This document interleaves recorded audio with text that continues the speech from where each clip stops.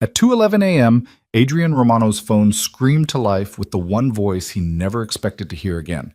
His ex-wife, 8 months pregnant and alone. "Someone's at my door," Clara whispered, her terror slicing through 8 months of silence. The divorce was supposed to protect her. The distance was supposed to keep her safe. Instead, the war found her anyway. And now she was in labor with nowhere to run. Adrian had walked away from everything to save her life. Tonight, he'd discover that leaving her was the one mistake that put her in the crosshairs. If you're hooked, stay until the end to see how this story unfolds. Hit that like button and drop a comment with your city so I can see how far this tale travels across the world. The phone rang at exactly 2:11 a.m., slicing through the silence of Adrian Romano's penthouse like a blade through silk. He didn't recognize the number. Hadn't in months. Every contact tied to his old life had been systematically deleted, burned away like dead wood from a diseased tree. The legitimate businesses he'd kept, real estate holdings, investment portfolios, technology ventures, those ran through corporate lines and business managers. Personal calls didn't exist anymore. Personal connections were liabilities he couldn't afford. But something about the way the phone vibrated against the nightstand made his hand move before his brain could stop it. Some primal instinct that lived deeper than logic, older than strategy. He answered without speaking. "Adrian?" The voice was barely a whisper, but he would have known it in a crowded stadium, in the middle of a war zone, in the last seconds before death. "Clara." "I'm sorry, I didn't know who else to call." His entire body went rigid. 8 months. 8 months since he'd signed the divorce papers with hands that felt like they belonged to someone else. 8 months since he'd walked out of the courthouse and directly into a meeting with the 5 families to negotiate the terms of his withdrawal from operational control. 8 months of telling himself it was the right choice, the only choice, the choice that would keep her breathing. "What's wrong?" Not a question, a demand. "I'm in labor." Her breath hitched, pain threading through the words. "It's early, 5 weeks early, and Adrian," her voice dropped even lower. "Someone's outside my door." The world telescoped down to a single point of absolute clarity. "Don't open it." He was already moving, pulling on pants with one hand while keeping the phone pressed to his ear. "Where are you exactly?"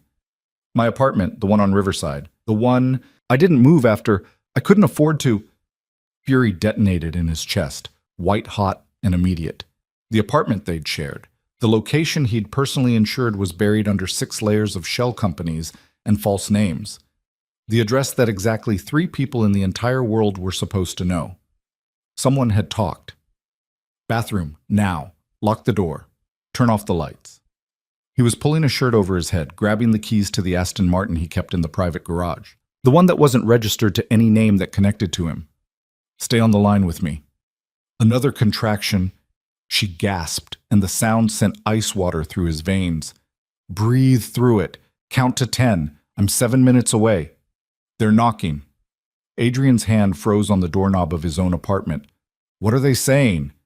"Nothing. Just knocking. Steady. Like they know I'm here. Like they're waiting for me to answer." Professional. Which meant this wasn't some random break-in, wasn't some coincidence. This was targeted, deliberate, and the only reason someone would target Clara Bennett, divorced, untraceable, supposedly disappeared into civilian obscurity, was if someone had connected her to him, or if someone knew about the baby. "I'm in the car. 6 minutes." He peeled out of the garage, the engine's roar swallowed by the empty pre-dawn streets. "Clara, I need you to listen very carefully. Is the fire escape window still broken?" "You mean the one that never latched right?" "Yes." "Good. When I tell you, you're going to climb out onto the fire escape. Can you do that?" "Adrian, I'm in active labor. Can you do it?" A pause. Then, with the steel he'd always loved in her, "Yes. That's my girl." The words slipped out before he could stop them, old endearments that had no place in the gulf of 8 months and a legal dissolution. 4 minutes. "They still knocking?" "No." Fear crystallized in her voice. "It stopped." Worse. That was worse. Knocking meant they were testing. Silence meant they were preparing. Adrian's foot pressed the accelerator to the floor. The city blurred past in streaks of amber streetlights and dark windows. At this hour, Riverside was 15 minutes away through normal traffic patterns. He'd make it in 4. Talk to me about the contractions. How far apart? Maybe 6 minutes? 7? I wasn't timing them. I thought it was false labor until my water broke, and then I was calling the doctor, and then I heard the footsteps in the hallway. Her voice cracked. I shouldn't have called you. This was selfish. You have your life, I have mine. That was the whole point. Clara. He cut through her spiral with absolute authority. You did exactly right. The only thing that matters right now is getting you somewhere safe. Everything else is noise. Understood? Understood. A shaky exhale. God, this hurts. I know. You're strong enough. 3 minutes.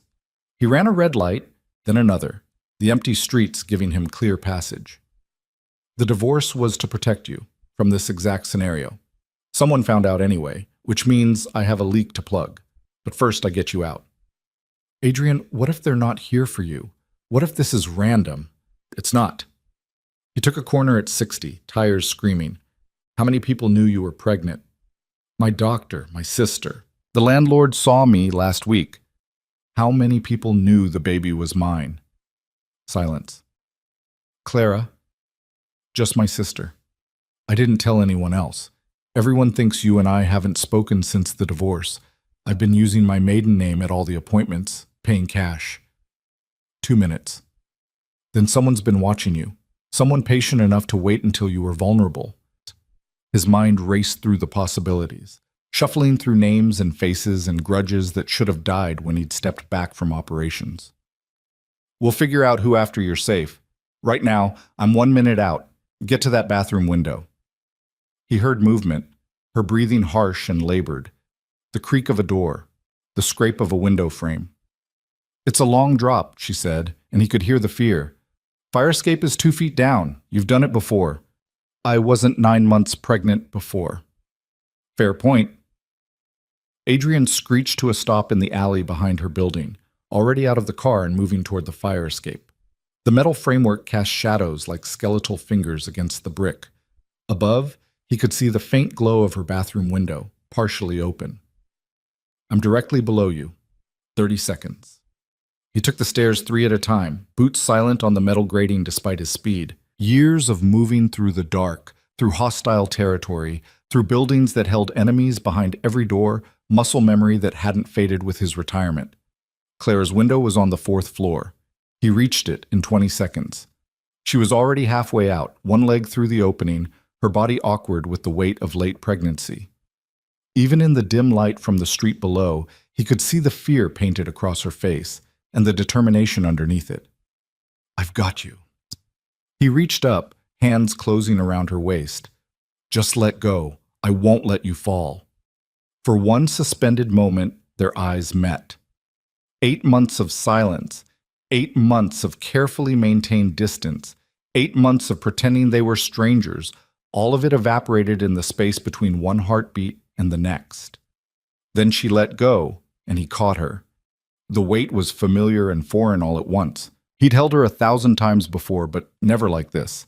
Never swollen with their child, never shaking with pain and fear, never with the knowledge that someone was hunting her. Down! Quickly! He kept one arm around her as they descended, her breathing ragged against his shoulder. She stopped twice, contractions seizing her body with enough force that she had to grip the railing and breathe through the pain. Adrian, almost there, just a few more steps. They hit the alley just as he heard the unmistakable sound of splintering wood from above, her apartment door giving way to force. Clara heard it too. Her hand tightened on his arm. They're inside. And we're outside. Come on. He guided her to the Aston Martin, helped her into the passenger seat with as much care as the urgency allowed. She was breathing hard, one hand pressed to her stomach, the other white-knuckled on the doorframe. Where are we going? Somewhere they won't find you. He pulled out of the alley at speed, watching the mirrors for pursuit. Nothing yet. But they'd realize she was gone within minutes, and then the real chase would begin. Clara gasped, her body curling forward. Another contraction. Stronger. Adrian's jaw tightened. How long since the last one? Maybe 4 minutes. Not good. 4 minutes meant active labor, meant this baby was coming soon whether they were ready or not. He needed a secure location, needed a doctor he could trust, needed time they didn't have. He pulled out his secondary phone, the one that still had 3 numbers in it, numbers he'd kept for exactly this kind of emergency, the kind he'd prayed would never come. First call. Marcus Chen, his former head of security, now running a private protection firm that asked no questions and kept no records. It's me. I need a clean location, medical staff, and a perimeter, 60 minutes or less. Marcus didn't hesitate. The warehouse on 5th and Brennan. I'll have a team there in 30. Make it 20. Done. Second call. Dr. Sarah Mitchell, the only physician who'd ever treated his people without reporting to authorities. She'd retired 2 years ago, moved to a quiet practice in the suburbs, left the chaos behind. Sarah, it's Adrian Romano. I need you. A long pause. I'm out of that life. This isn't business. It's personal. He stopped, recalibrated. Clara's in labor, 5 weeks early, and we're being hunted. Another pause, shorter this time. Where? Warehouse on 5th and Brennan. Can you be there in 40 minutes? 30. I'll bring everything I need. She hung up. Adrian allowed himself one moment of relief before making the third call, the one he didn't want to make but had no choice about. Vincent Castellano, current head of the Romano operations, appointed when Adrian had stepped back. A man who'd sworn loyalty, who'd promised to maintain the peace Adrian had negotiated, who'd vowed that the retirement would stick. Adrian, it's the middle of the night. Someone's targeting Clara. The silence on the other end spoke volumes. Then carefully, I thought the separation was supposed to prevent that. So did I, which means either someone didn't get the memo or someone's decided the rules don't apply anymore. Adrian took a corner smoothly, conscious of Clara's sharp intake of breath beside him. I need to know if this came from inside. That's a serious accusation. It's a serious situation. My ex-wife is in labor and someone kicked down her door 20 minutes ago. You want to tell me that's a coincidence? Where are you taking her? Adrian's hand tightened on the wheel. Wrong answer. The right answer would have been immediate denial, immediate offer of resources, immediate promise to hunt down whoever was responsible. Asking for location first meant Vincent was calculating angles, weighing options. Meant Vincent might already know. Somewhere safe, I'll be in touch. Adrian, if you're back in play, people need to know I'm not back in play. I'm protecting my family. There's a difference. He ended the call and threw the phone out the window, watching it shatter against the pavement. Clara was watching him, her face pale in the dashboard lights. You think it's Vincent? I think someone talked. Whether it was Vincent or someone he trusted, that's what I need to find out. He reached over, found her hand, squeezed once. But that's for later. Right now you focus on breathing, on staying calm, on our daughter. You know it's a girl? He glanced at her, caught the small smile fighting through the pain. I might have had someone check the hospital records from your ultrasound, anonymously, just to know. That's incredibly invasive. That's incredibly true. He took another turn, the warehouse district coming into view. I'm sorry. For all of it. For leaving. For the distance. For not being there when... Stop. Her hand tightened on his. You left to keep me safe. It didn't work, but the intention was good. We can process the emotional fallout after we survive the next few hours. Practical.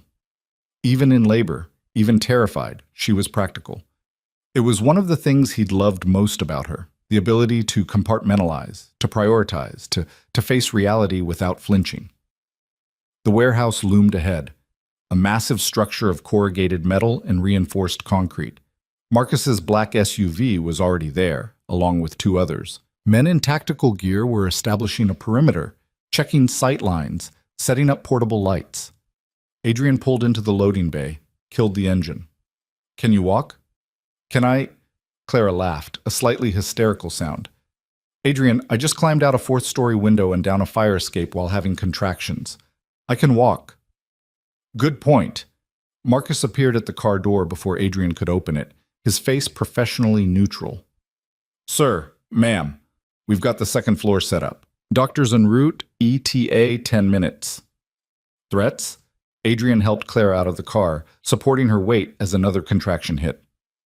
Nothing immediate, but I've got movement on the street cameras near her apartment. 3 vehicles, coordinated arrival pattern. They're searching the building now. How long before they expand the search radius? If they're smart, 20 minutes. If they're thorough, 40.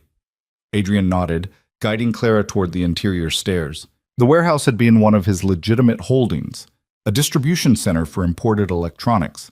Now it was empty, echoing, the perfect place to disappear for a few hours.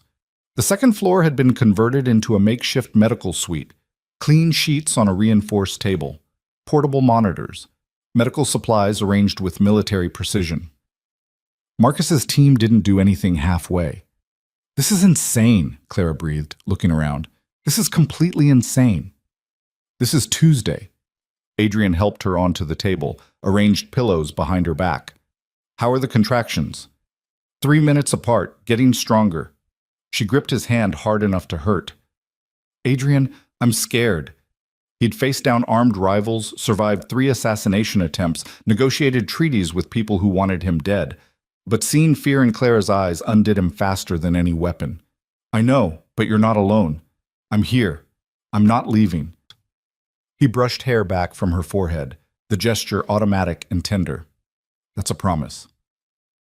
Dr. Mitchell arrived 9 minutes later, a compact woman in her 50s with steel-gray hair and hands that moved with absolute confidence.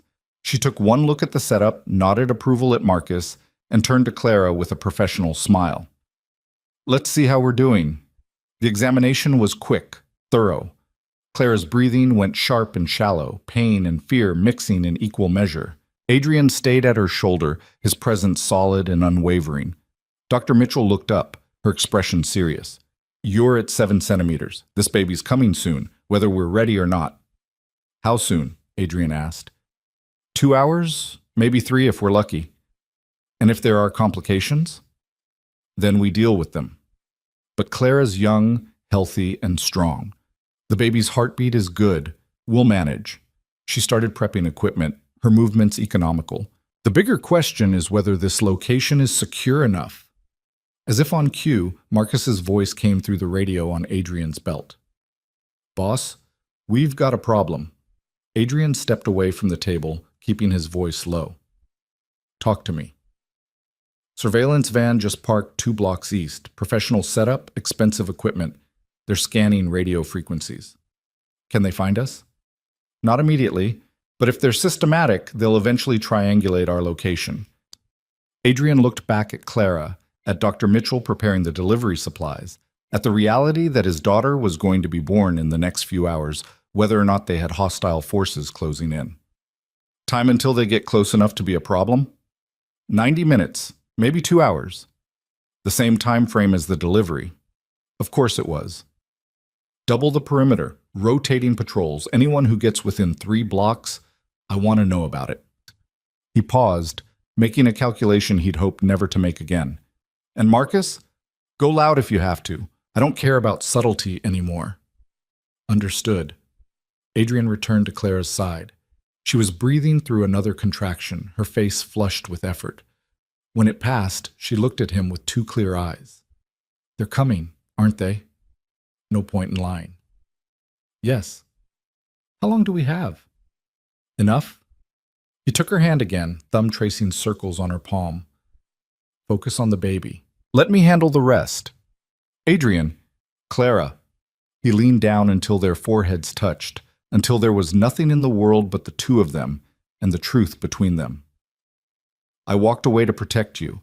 I signed papers and burned bridges and dismantled everything I built because keeping you safe mattered more than any of it, and I'd do it again. But I will not let anyone hurt you or our daughter, whatever it takes, whatever it costs. Do you understand? She nodded, tears slipping free. I never wanted this for you. For us. I know, but it found us anyway. He kissed her forehead, gentle and fierce all at once. So now we deal with it, together. The next hour blurred into a cycle of contractions and breathing, pain and pressure, Clara's grip on his hand strong enough to bruise. Dr. Mitchell worked with calm efficiency, monitoring vitals, checking progression, offering steady reassurance. Outside, Marcus's team maintained the perimeter. Twice, vehicles approached too close. Twice, they were turned away. Once by a carefully staged traffic accident. Once by a utility crew that materialized out of nowhere to block the street. But the surveillance van didn't move, just sat there, 2 blocks away, watching and waiting. At the 90-minute mark, Marcus returned. His expression was grim. "We've got company, real company. 4 SUVs, approaching from different directions. Coordinated assault pattern." Adrian's blood went cold. "ETA? 15 minutes." He looked at Dr. Mitchell. "How close are we?" She didn't look up from Clara. "Transition phase, could be 30 minutes, could be 3 hours. Babies come on their own schedule." "We don't have hours." "Then you'd better buy me time, because I'm not delivering this baby in a moving vehicle." "Fair enough." Adrian leaned down, caught Clara's fevered gaze. "I have to go handle something. I'll be right downstairs. You won't even know I'm gone."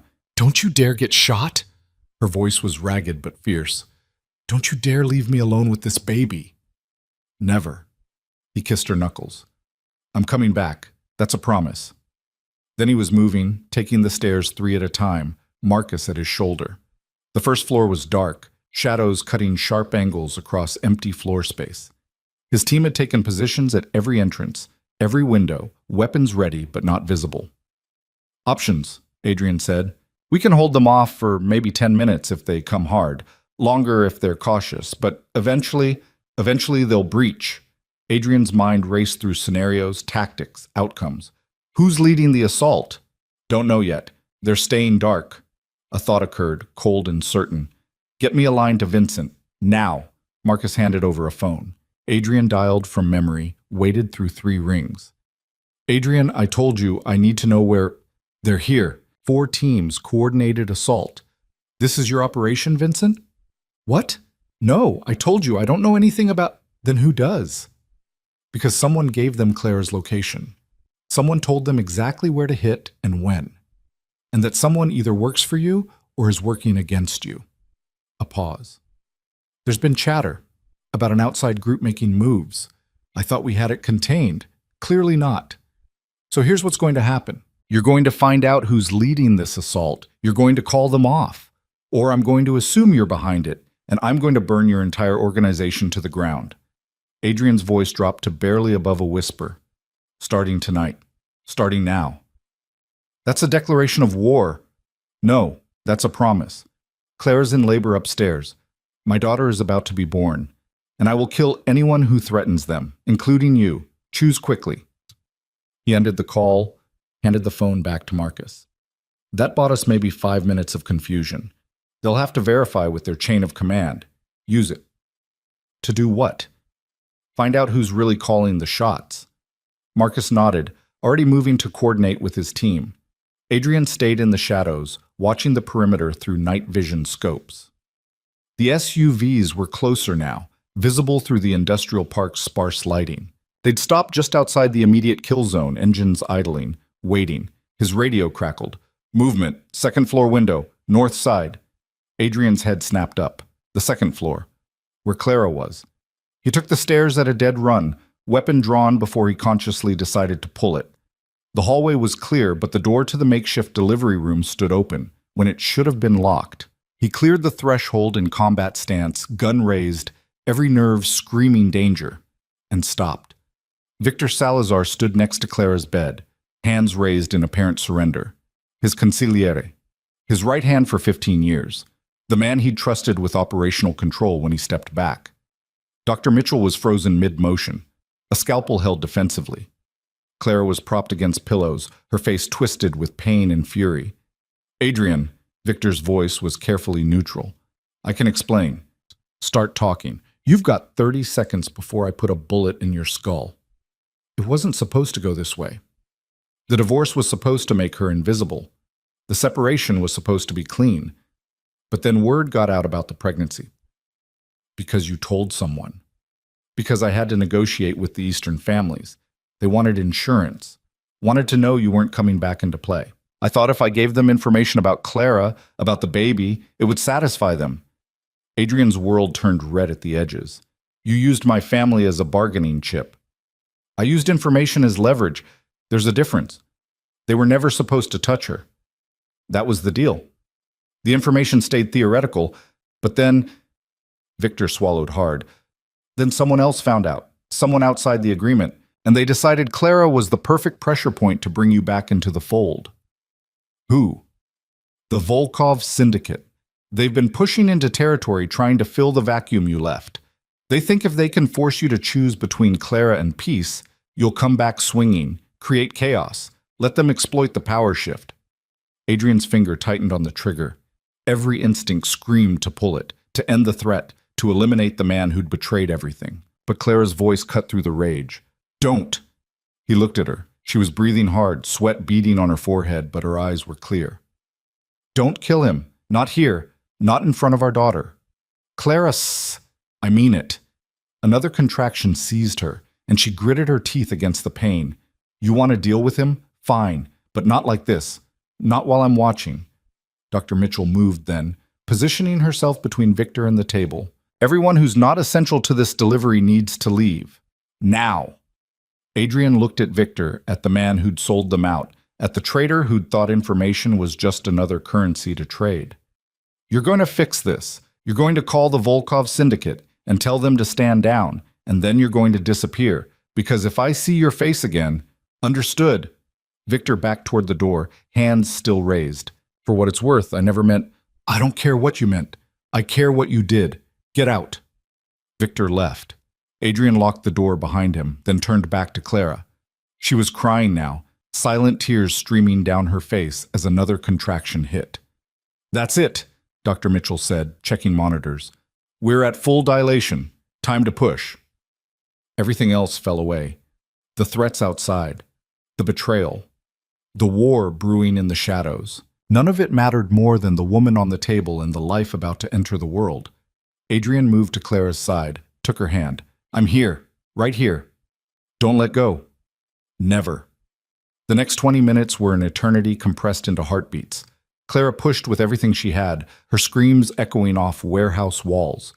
Dr. Mitchell called instructions, calm and focused. Adrian stayed locked in place, his hand going numb from Clara's grip, his entire world reduced to helping her breathe, helping her focus, helping her bring their daughter into the light. Then, one more push, one more, and we're there. Clara bore down with a sound that was half agony, half triumph. And suddenly, there was movement, there was life, there was silence. Terrible, deafening silence. Dr. Mitchell moved quickly, clearing airways, checking vitals. Adrian's heart stopped in his chest, the world tilting sideways. No, not after everything, not now. A small, furious cry split the air, the most beautiful sound he'd ever heard. She's perfect, Dr. Mitchell said, smiling for the first time all night. Absolutely perfect. She placed the baby on Clara's chest, a tiny red-faced creature with a shock of dark hair and lungs that clearly worked just fine. Clara was sobbing, laughing, her hands cradling their daughter with infinite gentleness. Adrian couldn't breathe, couldn't move, could only stare at the miracle in front of him, at the life they'd created, at the future that suddenly existed in sharp, brilliant focus. Say hello to your daughter, Clara whispered. He reached out with one shaking hand, touched the baby's impossibly small fingers. She gripped his thumb with surprising strength, her eyes squeezed shut, her mouth working soundlessly. Hello, Elena, he said, his voice breaking on the name. I'm your father, and I promise you. He looked at Clara, at the woman he'd never stopped loving, at the family he'd tried to protect by leaving. I promise both of you. This ends tonight. Clara met his eyes, understanding passing between them without words. How? By making them more afraid of what I'll do if they don't back down than what I might do if they push forward. He kissed Elena's forehead, then Clara's. Stay here. Stay safe. I'll be back before you know I'm gone. Adrian! But he was already moving, already shifting into the cold, calculated mindset that had kept him alive through 100 conflicts. He found Marcus at the perimeter, watching the SUVs that still hadn't moved. They're waiting for orders, Marcus said. Victor came out 10 minutes ago, made some calls. Now nothing. Good. Get me a line to the Volkov leadership, whoever's running this operation. Boss, if you negotiate, I'm not negotiating. Adrian's voice was ice and iron. I'm dictating terms. The call connected after 3 rings. A voice Adrian didn't recognize. Heavy accent, amused tone. Mr. Romano, we were wondering when you'd reach out. You have 30 seconds to pull your teams back and leave the city. After that, I start making examples. Laughter. You retired. You walked away. You don't have the organization to make threats anymore. I don't need an organization. I need 3 phone calls. Adrian pulled out his personal phone, the one with the numbers he'd never deleted. First call goes to the FBI field office. I give them everything I know about your operations, every shipping route, every corrupt official, every piece of evidence I collected over 15 years. Your entire infrastructure gets burned to the ground. Silence on the other end. Second call goes to the Castellano family. I tell them you've been using information from Victor to make plays against their interests. You get a war you can't win. And the third call? The voice was tighter now, less amused. The third call goes to every asset I still have buried in your organization. Sleeper agents you don't know about. People I placed years ago for exactly this kind of situation. And I activate all of them at once. A long pause. You're bluffing. Am I? Adrian smiled without humor. You came after my family, my ex-wife, my newborn daughter. You think I won't burn the entire world down to protect them? Another pause, longer this time. The sound of muffled conversation in the background. Then, what do you want? You leave, tonight. You don't come back. You spread the word that Clara Bennett and Elena Romano are untouchable. Anyone who violates that gets the full weight of everything I built dropped on their head. And in exchange? In exchange, I stay retired. I don't come back into play. I don't rebuild my empire. I let the existing power structure stand. Adrian watched the SUVs through the scope, counting men, calculating odds. But if anyone, and I mean anyone, threatens my family again, all bets are off. And I promise you the chaos I'll create will make the last 20 years look like a practice run. The longest pause yet. Then finally, agreed. But Romano, this is the last pass you get. Next time someone comes for your people, you're on your own. There won't be a next time. Adrian ended the call, watched through the scope as the SUVs started their engines. One by one, they pulled away, disappearing into the pre-dawn darkness. Marcus appeared at his shoulder. They're really leaving. They're really leaving. Adrian lowered the scope, suddenly exhausted. Get me back upstairs. Clara was sitting up when he returned, Elena cradled against her chest, both of them clean and peaceful. Doctor. Mitchell was packing up equipment, satisfied smile on her face. All clear? Clara asked. All clear. Adrian sank into the chair beside the bed, every muscle in his body suddenly remembering how to feel tired. They're gone. They won't be back. And Victor? Gone too. I'll deal with him later. Right now. He looked at Elena, at the tiny miracle sleeping peacefully against her mother's heartbeat. Right now, this is all that matters. Clara shifted, making room on the narrow bed. Come here. He stretched out beside her, careful not to jostle them. Clara leaned against his shoulder, Elena between them, and for the first time in 8 months, Adrian felt something like peace settle over him. We can't go back to the way things were, Clara said quietly. I know. And we can't pretend the danger doesn't exist. I know that too. So what do we do? Adrian looked down at his daughter, at her perfect small face, at the future sleeping in his arms. We build something different, something that doesn't require me to choose between family and safety, something that protects all of us. How? I don't know yet, but I'll figure it out. He kissed Clara's temple, then Elena's head. We'll figure it out together. Outside, dawn was breaking over the warehouse district, painting the sky in shades of gold and pink. Inside, a family existed that hadn't been there yesterday, fragile and fierce and fighting for survival. Adrian Romano had walked away from power once to protect the woman he loved. Now, holding his daughter for the first time, he understood that walking away had never been enough. The real work, the hard work, was just beginning. The safe house Marcus arranged was nothing like the warehouse. It sat in the hills outside the city, a modern structure of glass and stone, that looked more like an architect's showcase than a fortress. But Adrian knew better. The windows were bulletproof. The walls were reinforced concrete beneath the aesthetic facade, and the security system could detect a mouse at 300 yards. Clara hadn't said much during the drive. She'd sat in the back of the armored SUV with Elena strapped to her chest in a carrier Dr. Mitchell had somehow produced, her eyes tracking every car that passed, every shadow that moved wrong. The exhaustion of labor had settled into her bones, but the fear kept her alert, kept both of them alert. "It's temporary," Adrian said as Marcus's team swept the interior one final time. "Just until I can restructure things, make it permanent." Clara looked at him over Elena's sleeping head. "How do you make hunted permanent safe?" "By eliminating the hunters." He said it like he was discussing the weather, calm and factual. But Clara knew him well enough to hear the steel underneath. The house had been stocked with everything they needed. Infant supplies in the nursery. Clara's preferred coffee in the kitchen. Her clothes in the master bedroom closet. The right sizes, the right styles. As if someone had studied her shopping patterns and replicated them exactly. She stopped in the doorway of the bedroom, staring at the familiar fabrics hanging in neat rows. "How long have you been planning this?" "Since the day I signed the divorce papers." Adrian appeared behind her, close enough that she could feel his presence but not touching. "I hoped I'd never need it, but I wasn't going to risk being unprepared if something went wrong." "Something did go wrong." "Yes." He moved past her, checking the window locks with practiced efficiency. "Victor's already in federal custody. I made one of those 3 phone calls I mentioned. The FBI has enough evidence to put him away for the rest of his life."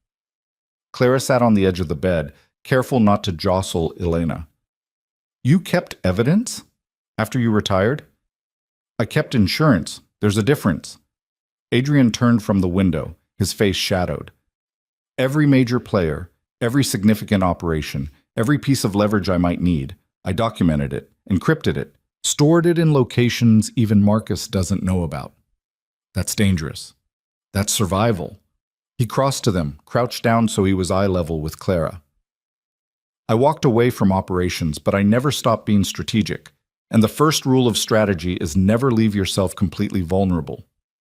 Elena stirred against Clara's chest, making small sounds that weren't quite crying but suggested it was coming. Clara stood, swaying automatically to settle her.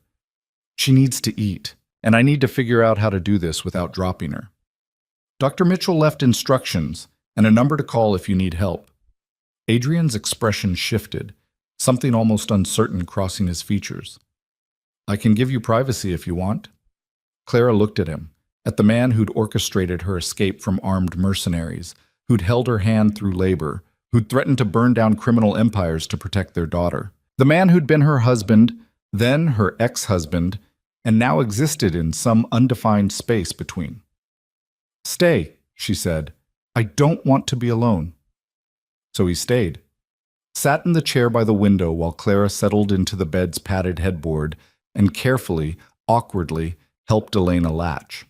It hurt more than she expected, and the vulnerability of it, feeding their daughter while Adrian watched, made something twist in her chest. "You're doing great," he said quietly. "I have no idea what I'm doing." "Neither do I. We'll figure it out together." The words were almost exactly what he'd said in the warehouse. Clara wondered if he realized it, wondered if the repetition was intentional or just the truth surfacing in different moments. Elena ate with single-minded determination, her tiny hands flexing against Clara's skin. Outside, the sun was fully up now, morning light spilling gold across the hills. From here, the city looked peaceful, distant, like the violence of the last 12 hours had happened in a different universe.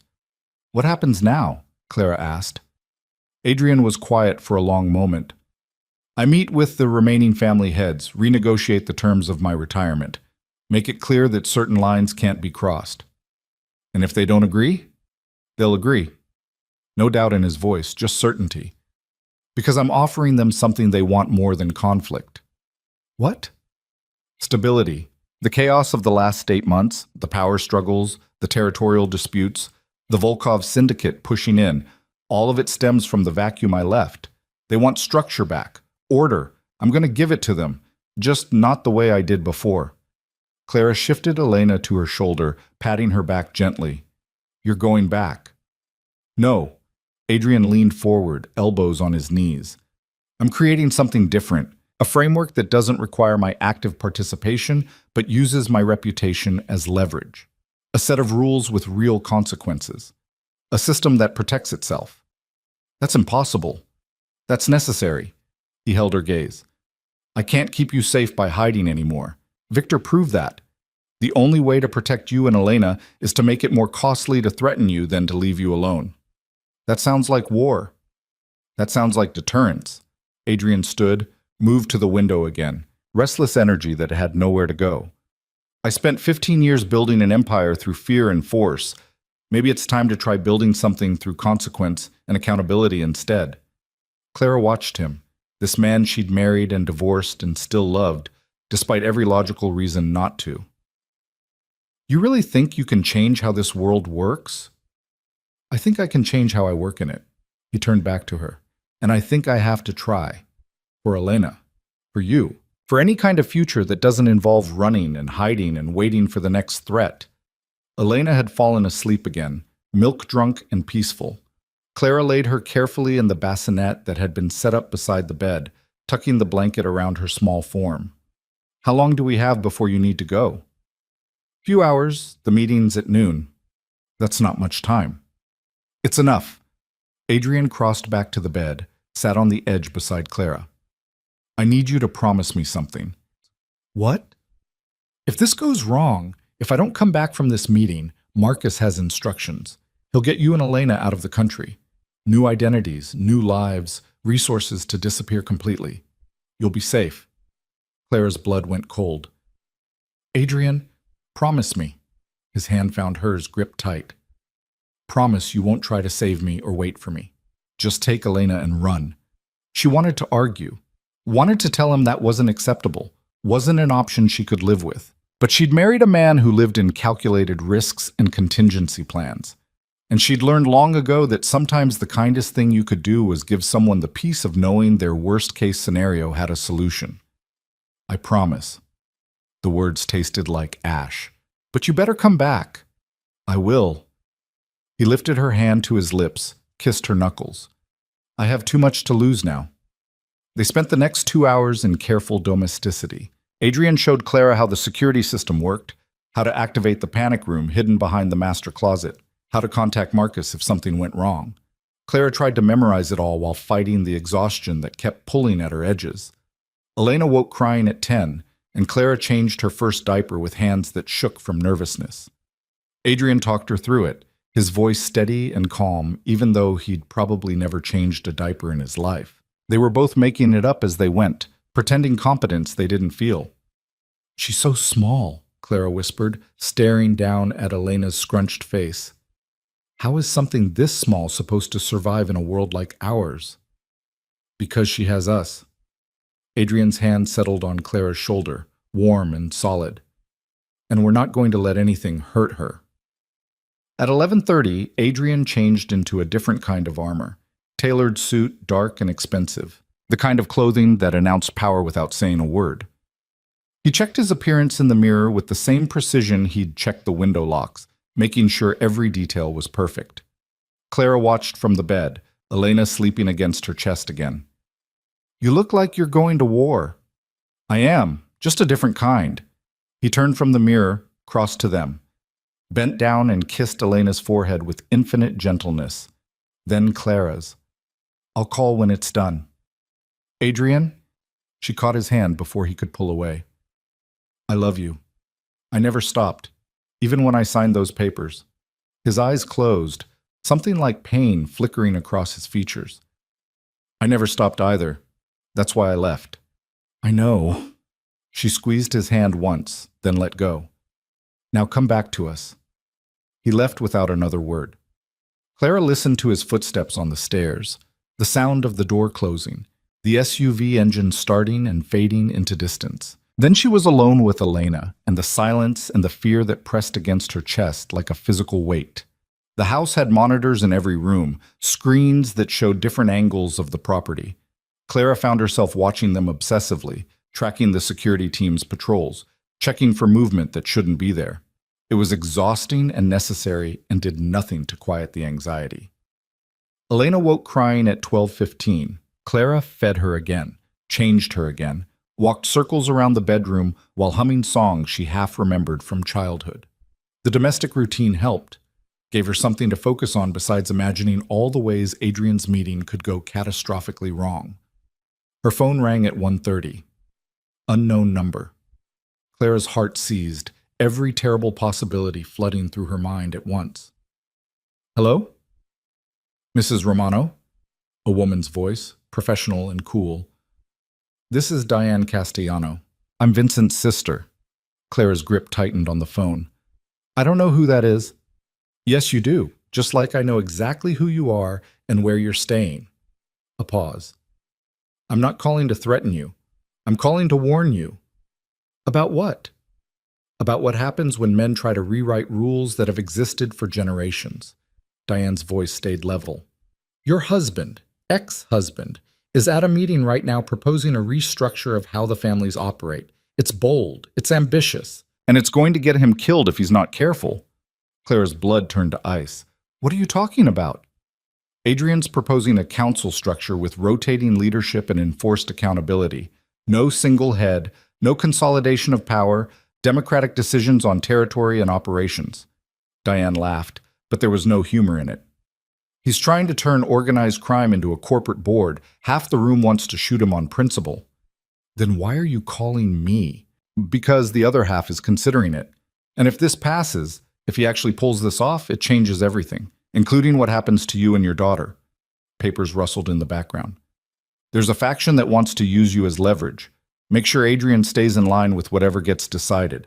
I'm not part of that faction, but I can't stop them alone. Clara looked down at Elena, sleeping peacefully against her shoulder. What do you want? I want Adrian to succeed, because he's right. The current system is unstable. We've had 3 territorial wars in 8 months. People are dying. Money's being lost. And all because nobody wants to admit that the old way doesn't work anymore. Diane's voice dropped. But I need you to understand something. If this fails, if Adrian gets voted down or worse, there's going to be retaliation, and you're going to be the target. Are you threatening me? I'm warning you. There's a difference.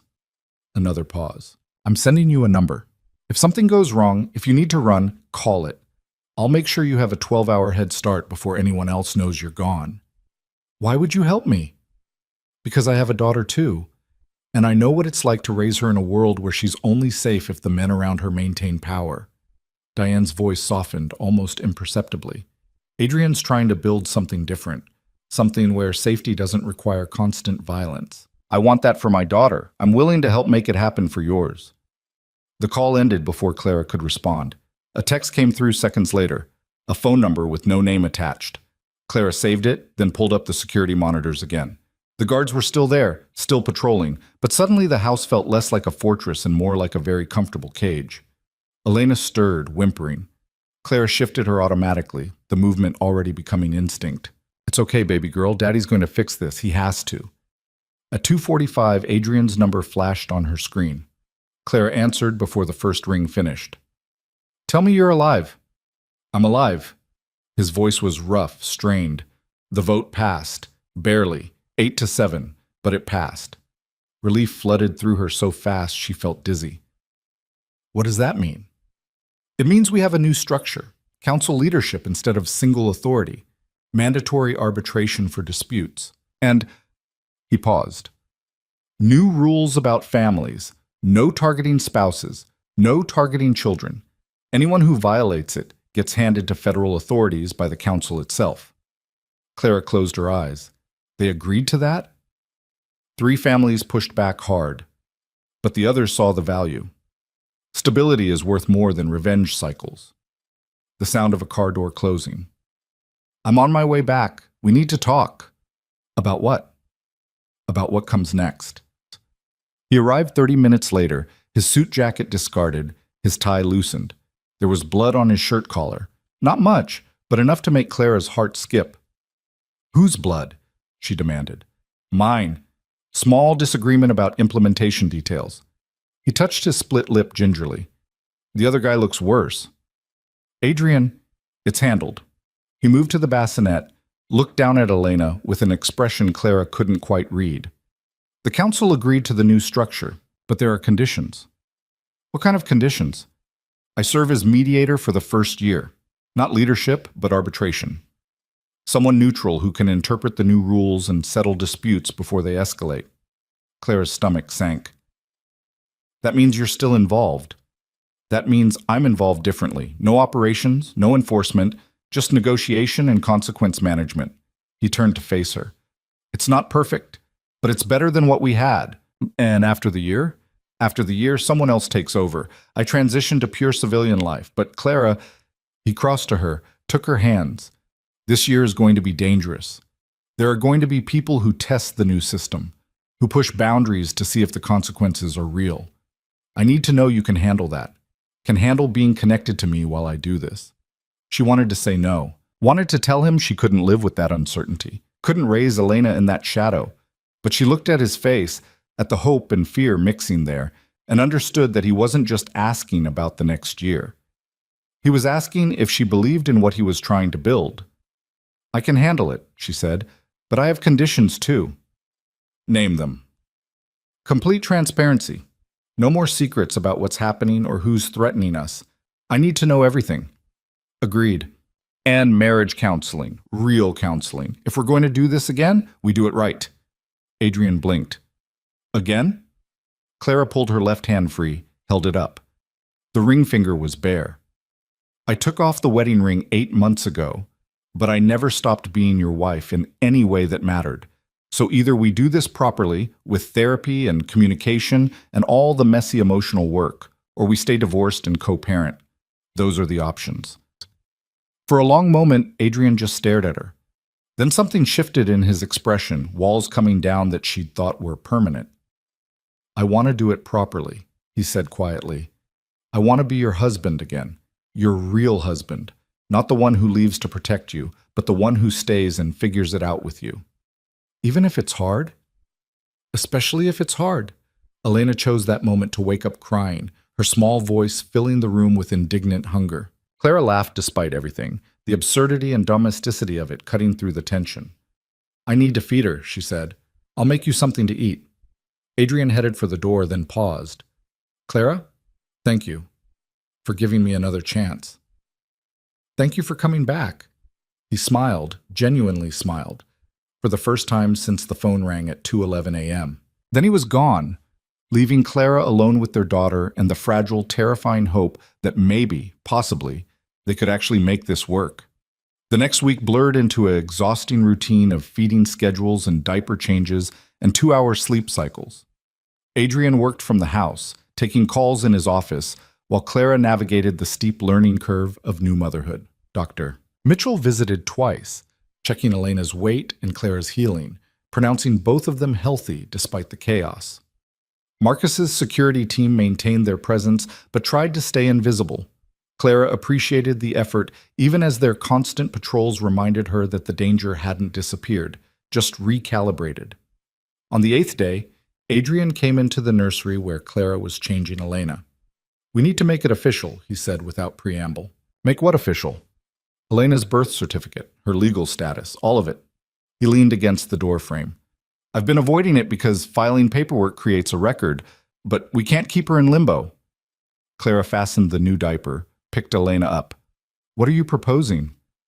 We file everything properly. Birth certificate with both our names.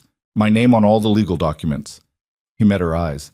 And we get married again before we do it. Clara's heart stuttered. Adrian, I'm not asking you to decide right now, but think about it. If we're going to build this new life, let's build it on solid ground.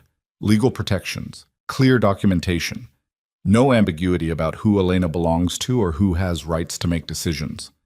That's very practical. That's very strategic. He smiled slightly. But it's also what I want. I want to be your husband again, Clara, legally and actually. I want Elena to grow up knowing her parents are together. And I want to stop pretending that signing divorce papers changed how I feel about you. Elena grabbed Clara's finger, holding tight. Clara looked down at their daughter, then back at Adrian. You're serious about the counseling? I already found someone. Dr. Patricia Harris specializes in high-stress relationships and family dynamics. Marcus vetted her. She's discreet and she's good. You've been planning this. I've been hoping for it. He pushed off the door frame, crossed to them. I love you. I never stopped. And I'm tired of acting like that's not the most important truth in my life. Clara felt tears building, hot and sudden. I love you too. Even when I hated you for leaving, even when I was so angry I couldn't see straight. So marry me again. He cupped her face with one hand, gentle and certain. Let me do this right. Okay. The word came out barely above a whisper. Okay. Yes. He kissed her then, careful and deep, one hand still cradling her face, while the other settled at the small of her back. Elena made a small sound between them, not quite protest, but close enough that they broke apart laughing. 3 days, Adrian said. I'll arrange everything, just you, me, Elena, and whoever legally needs to be present. No big ceremony? No big anything, just the commitment and the truth. He kissed her forehead. The rest we'll figure out as we go. 3 days later, Clara stood in a judge's chambers wearing a simple dress that Marcus's assistant had somehow procured in her exact size. Adrian wore another of his perfect suits, though this one was gray instead of black. Elena slept in a carrier against Clara's chest, blissfully unaware that her parents were legally binding their lives back together. The ceremony took 7 minutes. Judge Maria Santos read the standard vows, ask the required questions, pronounce them married with efficient warmth. Marcus and Dr. Mitchell signed as witnesses. And just like that, Clara Bennett became Clara Romano again. That was fast, she said as they walked out into afternoon sunlight. That was perfect. Adrian caught her hand, laced their fingers together. Everything else can take as long as it needs. The first counseling session happened 2 days later. Dr. Harris was a woman in her 60s with sharp eyes and a no-nonsense demeanor. She listened to their abbreviated history, married, divorced, reunited under threat, without visible reaction. So you're rebuilding a relationship while managing ongoing external danger and caring for a newborn, she said. That's 3 major stressors simultaneously. We're aware, Adrian said dryly. Are you? Because most couples can't handle one of those things without significant strain. You're attempting 3 at once while trying to restructure how an entire criminal organization operates. Dr. Harris leaned back in her chair. Let's be very clear about something. This is going to be harder than either of you imagine. There will be moments when you want to quit, moments when the stress feels unsurvivable, and you're going to have to choose over and over to keep working instead of giving up. Clara glanced at Adrian, saw her own uncertainty reflected back. We're willing to try. Willing isn't enough. You need to be committed, completely committed. Dr. Harris pulled out a notepad. So here's my first question. Why are you really doing this? Not the surface answer, the truth. Adrian spoke first. Because I can't imagine a life where Clara and Elena aren't part of it. I tried. For 8 months, I tried. And every day felt like walking around with a piece of myself missing. Dr. Harris turned to Clara. And you? Clara looked down at Elena, sleeping peacefully in her arms. Because I want her to grow up knowing her father, and because... She swallowed hard. Because I'm tired of being afraid alone. If we're going to face the danger, I'd rather face it together. Fear and love, Dr. Harris said. That's honest. We can work with honest. The session lasted 90 minutes.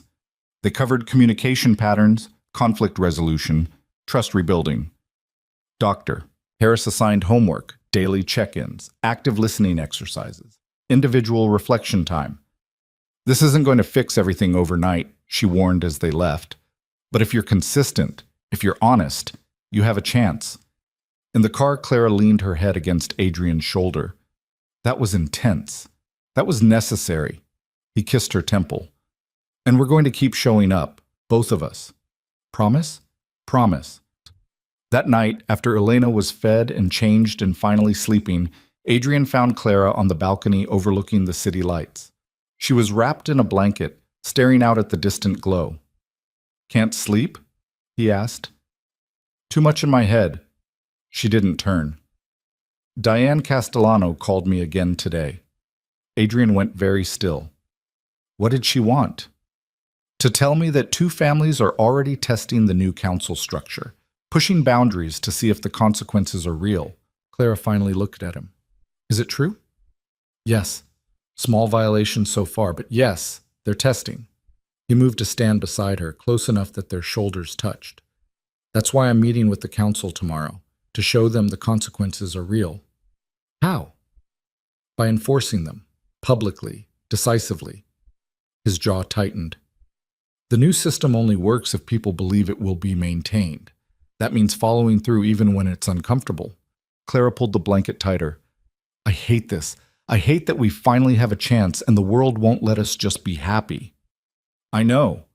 Adrian turned to face her fully. But this is temporary. 1 year of enforcement, of proving the system works, and then I'm out. Completely out. You really believe that? I have to. He touched her face, thumb tracing her cheekbone. Because the alternative is living like this forever, and I refuse to raise Elena in permanent crisis. Clara leaned into his touch, let her eyes close. Come to bed. Whatever tomorrow brings, we'll handle it better rested. They went inside together, checked on Elena one final time, then collapsed into bed with the exhausted relief of people who'd survived another day. Adrian pulled Clara against him, her back to his chest, his arm wrapped protective around her waist. I love you, he murmured into her hair. I love you too. She laced her fingers through his. Now shut up and sleep. He laughed quietly, the sound vibrating through both of them. And for a few hours at least, the world outside stayed quiet. Tomorrow would bring new challenges, new threats, new tests of the fragile structure they were trying to build. But tonight, in the darkness of their bedroom, with their daughter sleeping nearby, Adrian and Clara Romano held on to each other in the hope that maybe, just maybe, they could make this impossible thing work. The call came at dawn, shattering what little sleep Adrian had managed. He answered on the second ring, already sliding out of bed to avoid waking Clara. Romano. Marcus's voice was tight with controlled urgency. We have a situation. Adrian moved to the hallway, closing the bedroom door softly behind him. Talk to me. The Petrov family hit one of the Castellano distribution centers 2 hours ago, burned it to the ground. 3 people dead, all civilians. A pause. They're claiming it was retaliation for a territory dispute, but everyone knows it's really a test of the council's enforcement capabilities. Adrian's hand tightened on the phone. The Petrovs had been one of the 3 families who'd voted against the new structure. Dmitry Petrov had stood up in that meeting and called the council idea weakness disguised as innovation. Now he was proving his point with fire and blood. Where's Dmitry now? Holed up in his compound. He's got 20 armed men on the property, surveillance everywhere. He knows we're coming. Good. Adrian was already moving toward his office, his mind shifting into the cold calculation that had kept him alive through 15 years of conflicts. Call an emergency council session, noon today, and Marcus, make sure every family head understands that attendance is mandatory, not optional. You're going to make an example. I'm going to enforce the rules we all agreed to. Adrian pulled up security footage from the Castellano warehouse on his computer, watching flames consume the building in fast forward. 3 civilian deaths. Workers who'd probably thought they were safe because the new system was supposed to protect non-combatants. Dmitry chose to test us. Now he gets to learn what happens when the test fails. He spent the next 3 hours building the case. Security footage, witness statements, financial records proving the attack was coordinated rather than spontaneous. By the time Clara emerged from the bedroom with Elena, Adrian had assembled an airtight prosecution. You're up early, Clara said, settling into the chair across from his desk. Elena was awake and alert, her dark eyes tracking movement with increasing focus. Petrov family violated the agreement, killed 3 civilians in a warehouse fire. He didn't look up from his laptop. I'm presenting the evidence to the council at noon. Clara's face went pale. What does that mean? It means Dmitry Petrov gets turned over to federal authorities. All the evidence I've kept on his operations over the years goes with him. He'll spend the rest of his life in prison. Adrian finally met her eyes. And every other family head gets to watch it happen. Gets to understand that the consequences are real. This is what you meant by enforcement. This is exactly what I meant. He closed the laptop, leaned back. The system only works if people believe violating it costs more than following it. Dmitri just provided the perfect opportunity to prove that. Elena made a small sound, not quite distressed, but heading that direction. Clara shifted her automatically, the movement already becoming instinct after 2 weeks of constant practice. When do you leave? 10:30. Marcus is driving me. Adrian stood, crossed to them, bent down to kiss Elena's forehead, then Clara's. I'll be back by 3, 4 at the latest. And if something goes wrong? Then Marcus gets you out exactly like we planned. He cupped Clara's face gently. But nothing's going to go wrong. This is straightforward. Present evidence, call the vote, execute the consequences. Dmitri doesn't get a say. Clara caught his wrist, held tight. I know you have to do this. I know it's necessary. But Adrian, her voice dropped. Don't lose yourself in it. Don't become the person you were before. He understood what she meant. The version of himself who'd made decisions based purely on strategy and power, who'd treated people like chess pieces, who'd chosen fear over every other option because fear was reliable. That Adrian Romano had been effective but empty. And Clara was terrified he'd slip back into that skin without noticing. I won't, he promised. This isn't about power. It's about protection. There's a difference. Just remember that, please. He kissed her properly then, slow and deep, trying to convey everything he couldn't say with words. When he pulled back, her eyes were wet but determined. Come home safe, she whispered. Always. The council met in a neutral location, a renovated industrial building that had been swept 3 times for surveillance devices. The conference room was austere, concrete walls, reinforced windows, a single table large enough for 15 people. Security was heavy but professional, Marcus's team coordinating with each family's personal protection to ensure everyone felt safe enough to be honest. Adrian arrived exactly on time. The other family heads were already seated, their expressions ranging from curious to hostile. Diane Castellano sat at the far end, her face carefully neutral. Vincent's absence was conspicuous. He was still in federal custody, facing charges that would keep him locked up for decades. Dmitri Petrov sat directly across from where Adrian would stand, his posture radiating defiance. He was a broad man in his 50s, gray threading through dark hair, eyes that had seen too much violence to be impressed by threats. Beside him sat his consigliere, Anton Volkov, whose connection to the syndicate that had tried to use Clara as leverage was probably not coincidental. Adrian set his laptop on the table, connected it to the room's projection system. Thank you all for coming on short notice. We're here because someone decided to test whether this council actually has teeth. He pulled up the first image, the Castellano warehouse engulfed in flames. Several people shifted uncomfortably. Fire was visceral, undeniable. It demanded reaction. At 3:47 this morning, the Petrov family orchestrated an attack on Castellano property.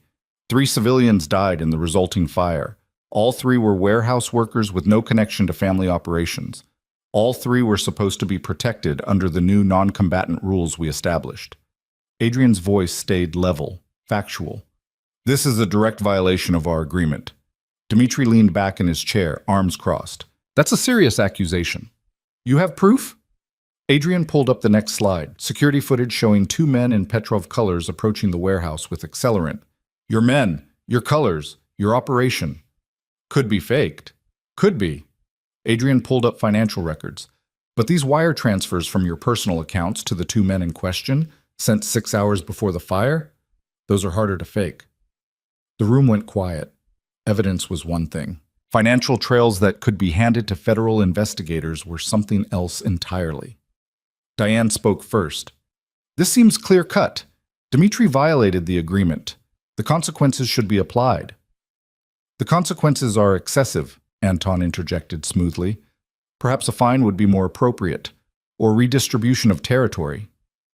The consequences were agreed upon by every person in this room. Adrian looked directly at Dmitri. You voted against the structure. That's your right.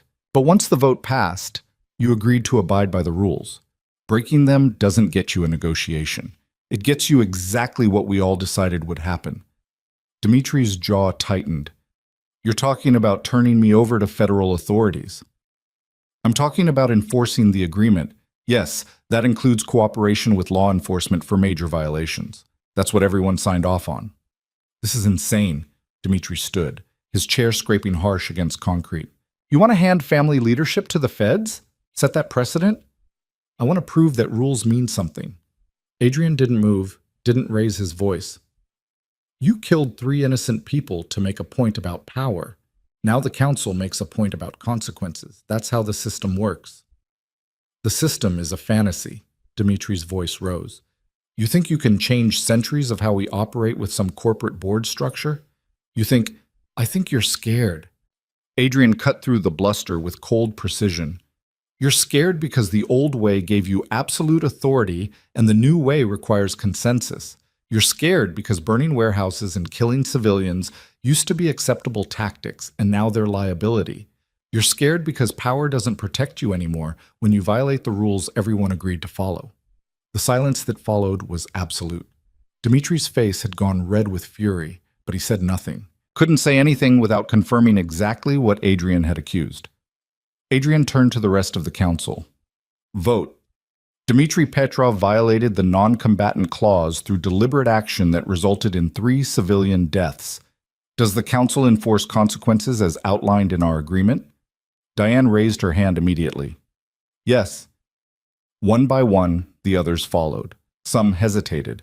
Some looked uncomfortable. But in the end, the vote was 11-3. Only Dmitri's closest allies voted no. The council has spoken. Adrian pulled out his phone, dialed a number everyone in the room recognized. This is Adrian Romano. I'm ready to provide evidence and testimony regarding the activities of Dmitri Petrov. Dmitri lunged across the table, but Marcus was faster. He had Dmitri's arm twisted behind his back before the older man could get within 3 feet of Adrian, forcing him down to his knees with professional efficiency. You're finished, Dmitri snarled. You think this makes you strong? This makes you weak. You just proved you'll betray family to save your precious system. I proved I'll enforce consequences to protect innocent people. Adrian crouched down, met Dmitri's furious gaze at eye level. And you're not family. You're a liability. There's a difference. Federal agents arrived within 20 minutes. They'd been waiting 3 blocks away, ready to move on Adrian's signal. Dmitri was led out in handcuffs, still cursing, still threatening. Anton Volkov wisely kept his mouth shut, but his expression promised future problems. When the room cleared, Diane approached Adrian. That was risky. That was necessary. Same thing in our world. She glanced at the door where Dmitri had been taken. You've made enemies today. I made a point today. The enemies were already there. Adrian started packing up his laptop. How's your family handling the transition? Better than expected. The warehouse loss hurt, but the council's response helps. Shows the system can protect us when we're targeted. She hesitated. Clara called me last week. Asked about security protocols for children. Adrian's hands stilled. What did you tell her? The truth. That keeping kids safe in this world requires constant vigilance and good intelligence networks. That sometimes the best protection is making sure nobody wants to target them in the first place. Diane's expression softened slightly. She's smart, and she's tougher than you probably give her credit for. I know exactly how tough she is. That's not the issue. Then what is? Adrian looked at Diane, this woman who'd helped protect Clara when she didn't have to, who'd voted for a system that reduced her own family's power because it was the right thing to do. The issue is that I'm trying to build something different while still operating in the old world, and I don't know if that's possible or just naive. Probably both. Diane smiled slightly. But naive people don't usually survive in this business long enough to try changing it, so maybe you've got a chance. The drive back to the safe house took 40 minutes through mid-afternoon traffic. Adrian spent most of it on the phone, coordinating the handover of Dmitri's territories to neutral management, ensuring the transition wouldn't create new power vacuums. By the time Marcus pulled through the security gates, Adrian's head was pounding with exhaustion. Clara met him at the door, Elena asleep in her arms. She took one look at his face and stepped aside. It's done? It's done. Dmitri's in federal custody. His operations are being dissolved. The council voted to enforce consequences. Adrian dropped his keys on the entry table, scrubbed a hand over his face. And I need a drink. Shower first. You smell like warehouse concrete and tension. Clara shifted Elena carefully. I'll pour you something after you're clean. The shower helped. Hot water and steam washing away the last 3 hours. The weight of the decision. The look on Dimitri's face when the handcuffs clicked shut. Adrian stood under the spray until his skin turned pink, until some of the knots in his shoulders loosened. When he emerged, Clara was in the bedroom with 2 glasses of whiskey. Elena was in her bassinet, still sleeping. The evening light slanted golden through the windows, peaceful and domestic. Dr. Harris called, Claire said, handing him a glass. Wants to schedule our next session for Thursday. That works? Adrian drank, let the burn ground him. How was Elena today? Fussy. I think she's starting to teeth early, which seems unfair for a 2-week-old. Clara settled onto the bed, tucking her legs under her. But she finally went down about an hour ago. We should have at least 90 minutes before she wakes up demanding food. 90 minutes of peace. Adrian sat beside her, close enough that their shoulders touched. Feels like a vacation. Clara laughed, the sound tired but genuine. Our lives are so weird now. 90 minutes without a crying baby counts as luxury. Our lives were weird before. Now they're just differently weird. He set down his glass, turned to face her properly. I turned a man over to federal authorities today. Sent him to prison for the rest of his life. And the whole drive home, all I could think about was getting back here. To you and Elena. To normal things like dirty diapers and 3 a.m. feedings. Clara's eyes were soft in the fading light. Is that a bad thing? It's a different thing. The old me would have been strategizing next moves, calculating power shifts, planning how to leverage Dimitri's removal. Adrian reached out, traced the line of her jaw with one finger. The new me just wants to be home. The new you is still strategizing. I can see your brain working even when you're trying to relax. She caught his hand, pressed a kiss to his palm. But you're right that it's different. You're choosing what matters. That's growth. Elena stirred in the bassinet, making small sounds that suggested waking. Clara sighed. So much for 90 minutes. I'll get her. Adrian stood, moved to the bassinet. Elena's eyes were open, unfocused but alert. He picked her up carefully, still slightly terrified of her fragility, of how much trust it took to hold something so small and vital. Hey, baby girl, you're okay. Daddy's got you. Clara watched them, her expression unreadable. You're good at that. At what? Being her father. You looked so uncertain at first, like you might break her if you held her wrong. Now you're confident, natural. I'm faking confidence really well. Adrian supported Elena's head, swayed slightly. Inside, I'm still terrified I'm going to mess this up. Welcome to parenthood. That feeling never goes away, according to Dr. Mitchell. Clara stood, crossed to them. But we're doing okay. She's healthy. We're functional. The house hasn't burned down. The bar for success has gotten pretty low. The bar for success has gotten realistic. Clara rested her head against his shoulder, both of them looking down at Elena. We survived the first 2 weeks. Everything after this is just repetition and minor variations. Adrian kissed the top of Clara's head, breathing in the familiar scent of her shampoo. I love you, both of you, more than I knew it was possible to love anything. I know. Clara's arm came around his waist, holding tight. I feel it too, this overwhelming, terrifying love that makes everything else seem insignificant. They stood like that for a long moment, the 3 of them forming a small circle of warmth and connection. Outside, the security team maintained their patrols. Somewhere in the city, the families were adjusting to new power structures. Federal agents were processing Dmitry Petrov's arrest. The world kept turning, kept generating threats and challenges and chaos. But inside this room, Adrian and Clara Romano held their daughter and each other, and for now, that was enough. Elena started crying in earnest, her face scrunching up with indignation. Clara laughed, taking her from Adrian's arms. Okay, I hear you. Food time. Adrian watched Clara settle into the nursing chair, watched Elena latch with determined efficiency. The domesticity of it still struck him as surreal. 2 weeks ago, he'd been a divorced man living alone, trying to convince himself that distance was the same as safety. Now he had a wife and a daughter and a future that looked nothing like what he'd planned. His phone buzzed. A text from Marcus. Volkov made contact, wants to negotiate terms for taking over Petrov operations. Adrian stared at the message, his jaw tightening. Anton Volkov, who'd sat beside Dmitri during the council meeting, who'd voted against enforcement, who was now trying to profit from his boss's removal. Work? Clara asked, watching his expression. Volkov wants to discuss taking over Petrov's territory. Adrian typed a quick response. Council oversight required for any transfers, no individual deals. Then he put the phone face down on the dresser. But that's a tomorrow problem. Tonight we're off duty. Are we ever really off duty anymore? We are for the next... Adrian checked his watch. 4 hours until Elena's next feeding, during which time we're going to eat actual dinner, watch something mindless on television, and pretend we're normal people. Normal people don't have armed security patrols around their house. Then we'll pretend really hard. Clara smiled, but there was sadness underneath it. I miss normal. I miss grocery shopping and coffee dates and worrying about things like traffic and whether I remembered to pay the electric bill. We'll get back to that. Not all of it, maybe, but most of it. Adrian moved to this window, looking out at the manicured grounds and the distant city lights. 1 year of enforcement, 1 year of proving the system works.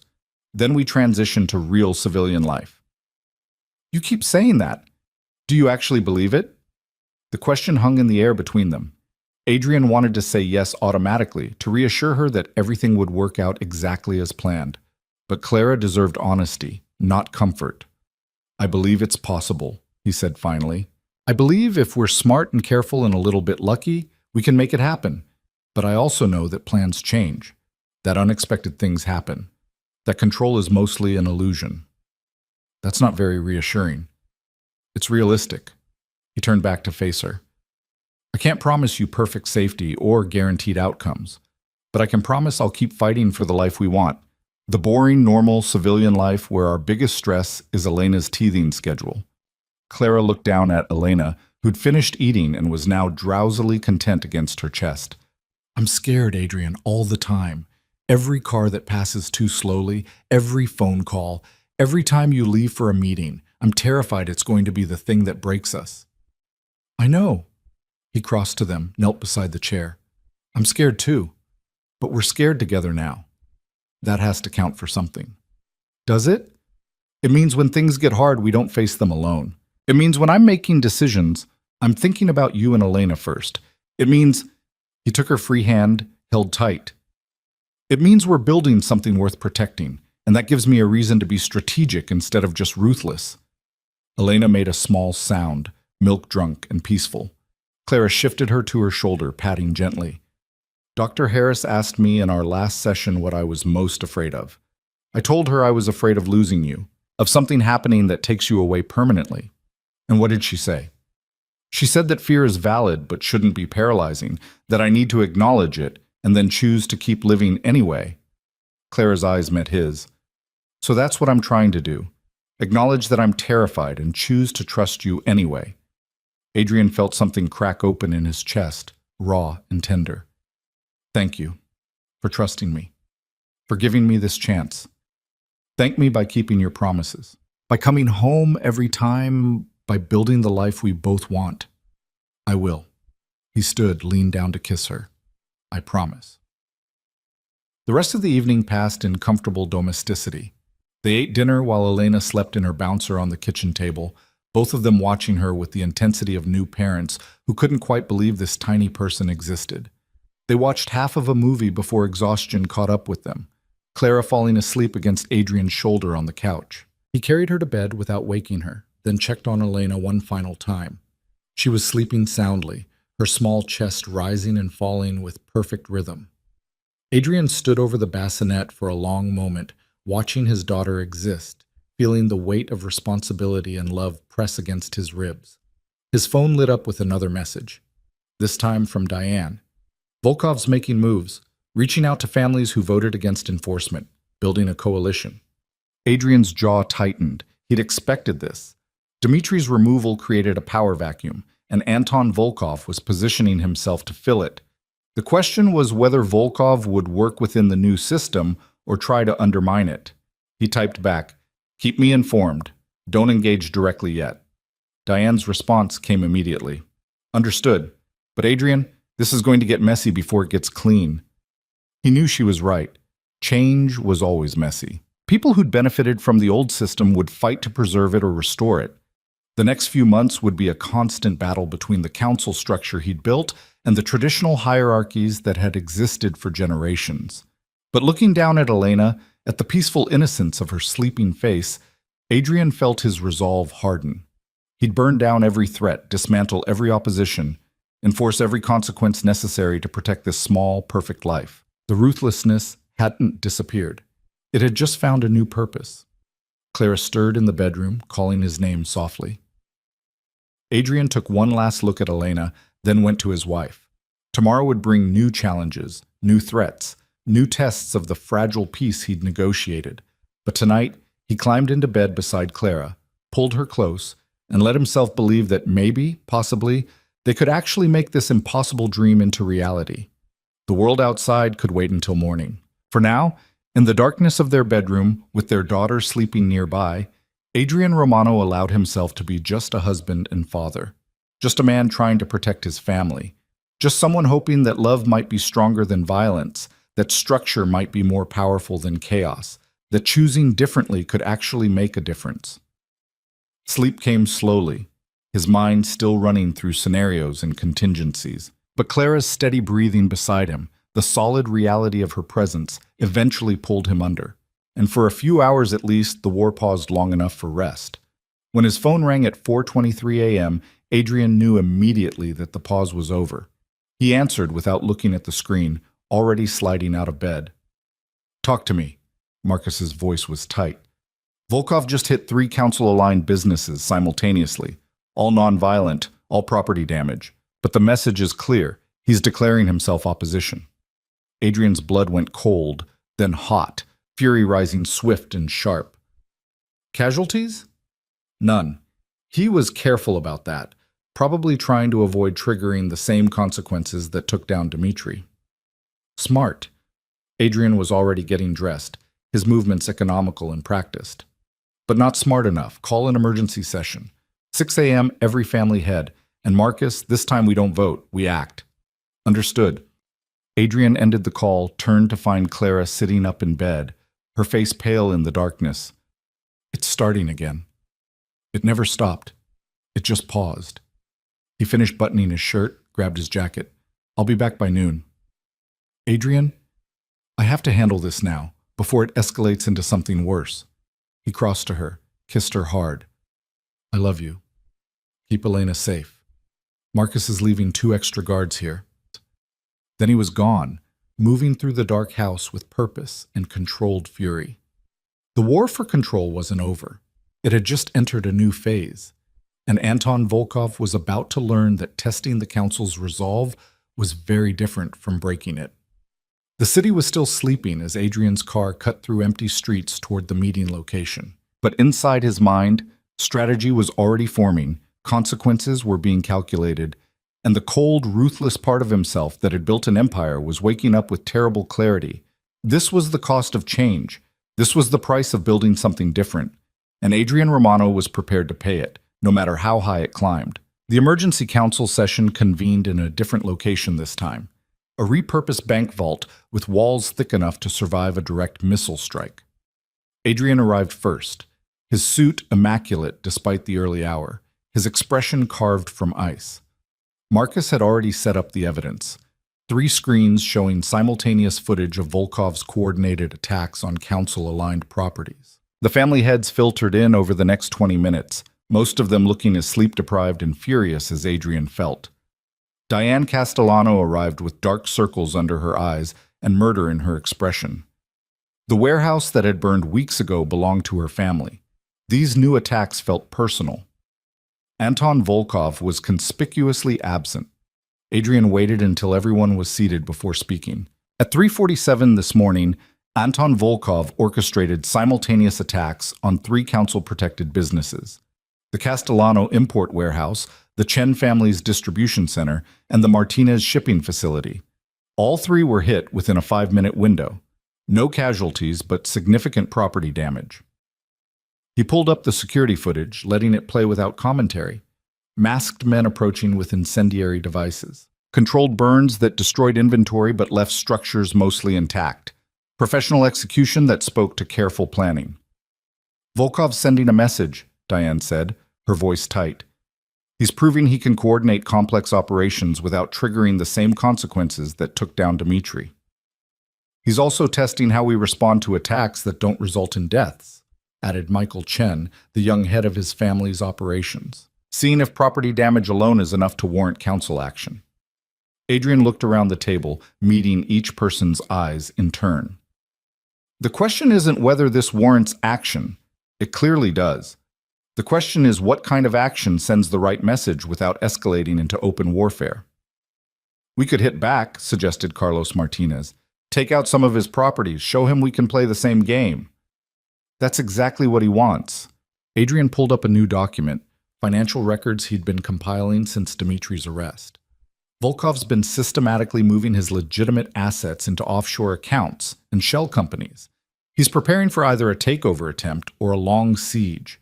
If we respond with property destruction, we're playing into his strategy. Then what do you suggest? Diane leaned forward. Because sitting here and doing nothing makes us look weak. I suggest we use the one thing Volkov doesn't expect: transparency. Adrian pulled up another file, this one containing detailed information about Volkov's operations, his financial structure, his key personnel. We don't hit his properties. We expose his entire network to federal authorities. Bank accounts, shipping routes, corrupt officials he's paying off, everything. The room went very quiet. What Adrian was suggesting went far beyond turning over one person for a specific crime. He was talking about dismantling an entire organization by cooperation with law enforcement. That's a dangerous precedent, Michael said carefully. Today, it's Volkov. Tomorrow, it could be any of us who steps out of line. That's exactly the point. Adrian's voice was hard. The old system protected everyone as long as they maintained the hierarchy. The new system protects everyone as long as they follow the rules. Volkov violated the rules. He gets the consequences. Anyone else who violates them gets the same treatment. You're talking about making us all vulnerable to exposure, Carlos objected. I'm talking about making rule-breaking more costly than rule-following. Adrian stood, pacing the length of the room. Every person in this room has operations that wouldn't survive federal scrutiny. That's the reality of our world. But as long as we operate within the council structure, as long as we respect the boundaries we established, that scrutiny doesn't come. The moment someone decides the rules don't apply to them, he turned to face them. That's when we use every tool available to remove the threat. Diane was the first to speak. I vote yes.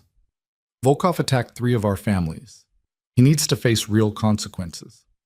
One by one, the others joined her. Some quickly, some reluctantly, but in the end, the vote was unanimous.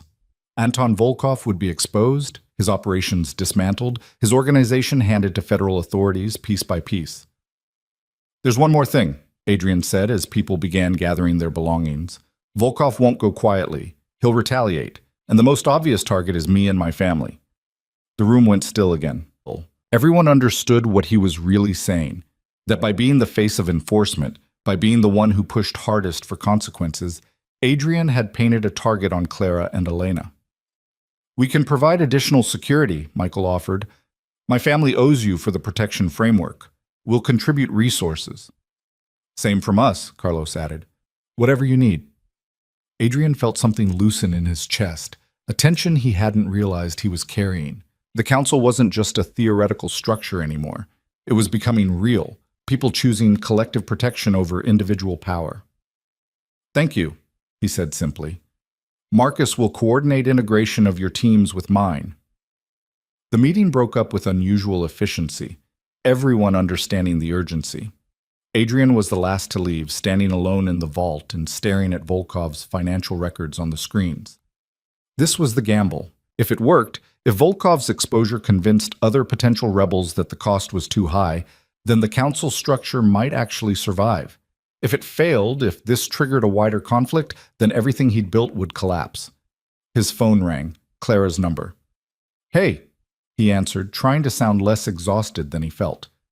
Everything okay? Elena's fine, I'm fine. The house is still standing. A pause. But Adrian, there's a car parked at the end of the driveway. It's been there for 20 minutes. Marcus's team checked it out. It's empty. Engine running, no one inside. Adrian's blood went cold. Get to the panic room. Now. Already here. Marcus moved us the moment they spotted it. Claire's voice was steady, but he could hear the fear underneath. What's happening? Volkov's making a move, trying to scare us, probably. Maybe worse. Adrian was already running for his car, Marcus at his heels. Stay in the panic room until I get there. Do not come out for anyone except me or Marcus. Understood? Understood. The drive back to the safe house was the longest 30 minutes of Adrian's life. His mind ran through scenarios: car bomb, distraction for a ground assault, psychological warfare designed to keep them off balance.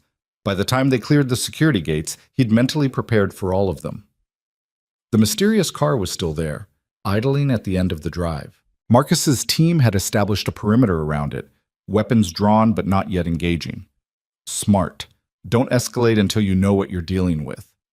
Adrian approached on foot, Marcus beside him, both of them moving with the careful precision of people who'd done this too many times to be reckless. The car was a black sedan, windows tinted, nothing distinctive about it. Could be anyone's vehicle. Could be anything inside. Bomb squad's en route, Marcus said quietly. ETA 15 minutes. We don't have 15 minutes. Adrian pulled out his phone, dialed the number that connected directly to the panic room. Clara, I need you to access the security cameras. Do you see anyone approaching the house from any angle? A pause while she checked. No, just your team and the car. Okay, stay put. I'm going to check the vehicle. Adrian, that's insane. Stay put. I love you. He ended the call before she could argue further. Marcus was already pulling on protective gear, the lightweight kind that might stop shrapnel but wouldn't do much against a real explosive. Adrian did the same, moving on autopilot. This was the cost of the life he'd chosen. This was the price of enforcement. They approached the car from opposite sides, weapons drawn. The engine was still running, exhaust visible in the cool morning air. Adrian reached the driver's door first, peered through the tinted window. Empty, just like the security team had said. But on the dashboard, clearly visible, was an envelope. This is a setup, Marcus said. Classic intimidation play. Make us think it's a bomb, turn out to be a message. Or it's both. Adrian tried the door handle. Locked. We need to check the trunk. Marcus circled around, examined the back of the vehicle. Trunk secure, no visible wires or triggers. He pulled out a slim tool, worked the lock with practiced efficiency. The trunk popped open with a soft click. Inside was a single box, wrapped in plain brown paper. No ticking, no wires. Just a box and another envelope. Adrian reached for it, ignoring Marcus's protest. If this was meant to kill him, Volkov would have used something more certain than a random package. This was theater, psychological warfare. The envelope contained a single photograph. Clara, walking through a park with Elena in a stroller. Taken recently, judging by what she was wearing. Taken close enough to show details. Taken by someone who'd been following her without the security team noticing. Adrian's vision tunneled, rage so complete it felt like ice in his veins. Volkov had gotten close to his family, had stalked them, had documented it, and sent it back as proof that he could reach them whenever he wanted. Boss? Marcus's voice was tight. The box. Adrian opened it carefully, his hand steady despite the fury. Inside was Elena's stuffed rabbit, the one that had gone missing from the nursery 2 days ago. They'd thought it had been misplaced in the chaos of daily life, but Volkov had taken it, had been in their home, had been close enough to their daughter to take her toy.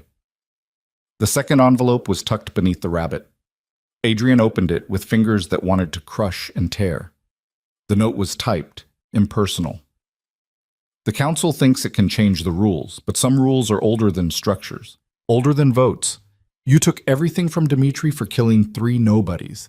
I'll take everything from you for killing the old ways, your family, your wife, your daughter. Everything you love becomes leverage. Welcome to the real war. Adrian read it twice, each word carving itself into his consciousness with brutal clarity. Then he pulled out his phone and made a call he'd hoped never to make. This is Adrian Romano. I need to speak to Director Pierce. Tell her it's an emergency and it involves Anton Volkov. The call connected through 3 layers of security before a woman's voice came on the line. Mr. Romano, this is unexpected. Director Pierce, I have evidence that Anton Volkov has committed breaking and entering, stalking, and made credible threats against my family, including my infant daughter. Adrian's voice was flat, professional. I'm prepared to provide you with everything I have on his entire operation in exchange for immediate federal protection for my wife and child. That's quite an offer. What's the catch? No catch. I want Volkov in custody within the hour. I want him charged with everything you can make stick, and I want my family protected while that happens. Adrian looked at the photograph, at Clara's smile captured by a stalker's lens. After that, I'll give you enough evidence to dismantle his organization completely. We'll need to verify the threat is credible. I'm standing next to a car that was left at my property with a stolen item from my daughter's nursery and photographs of my wife being surveilled. How much more credible do you need? A pause. Stay where you are. We'll have a team there in 30 minutes. The FBI arrived with impressive speed, 3 vehicles full of agents who swept the property with professional efficiency. Director Sarah Pierce was a woman in her 50s with sharp eyes and a reputation for taking down organized crime figures who thought they were untouchable. She examined the photograph, the rabbit, the threatening note, with the focused intensity of someone building a case. This is good, she said, photographing everything for evidence. Stalking, breaking, and entering, terrorist threats. We can hold him on this while we build the larger case. How long until you can arrest him? Adrian asked. His location is known. We can have him in custody within 2 hours. She looked up from the evidence.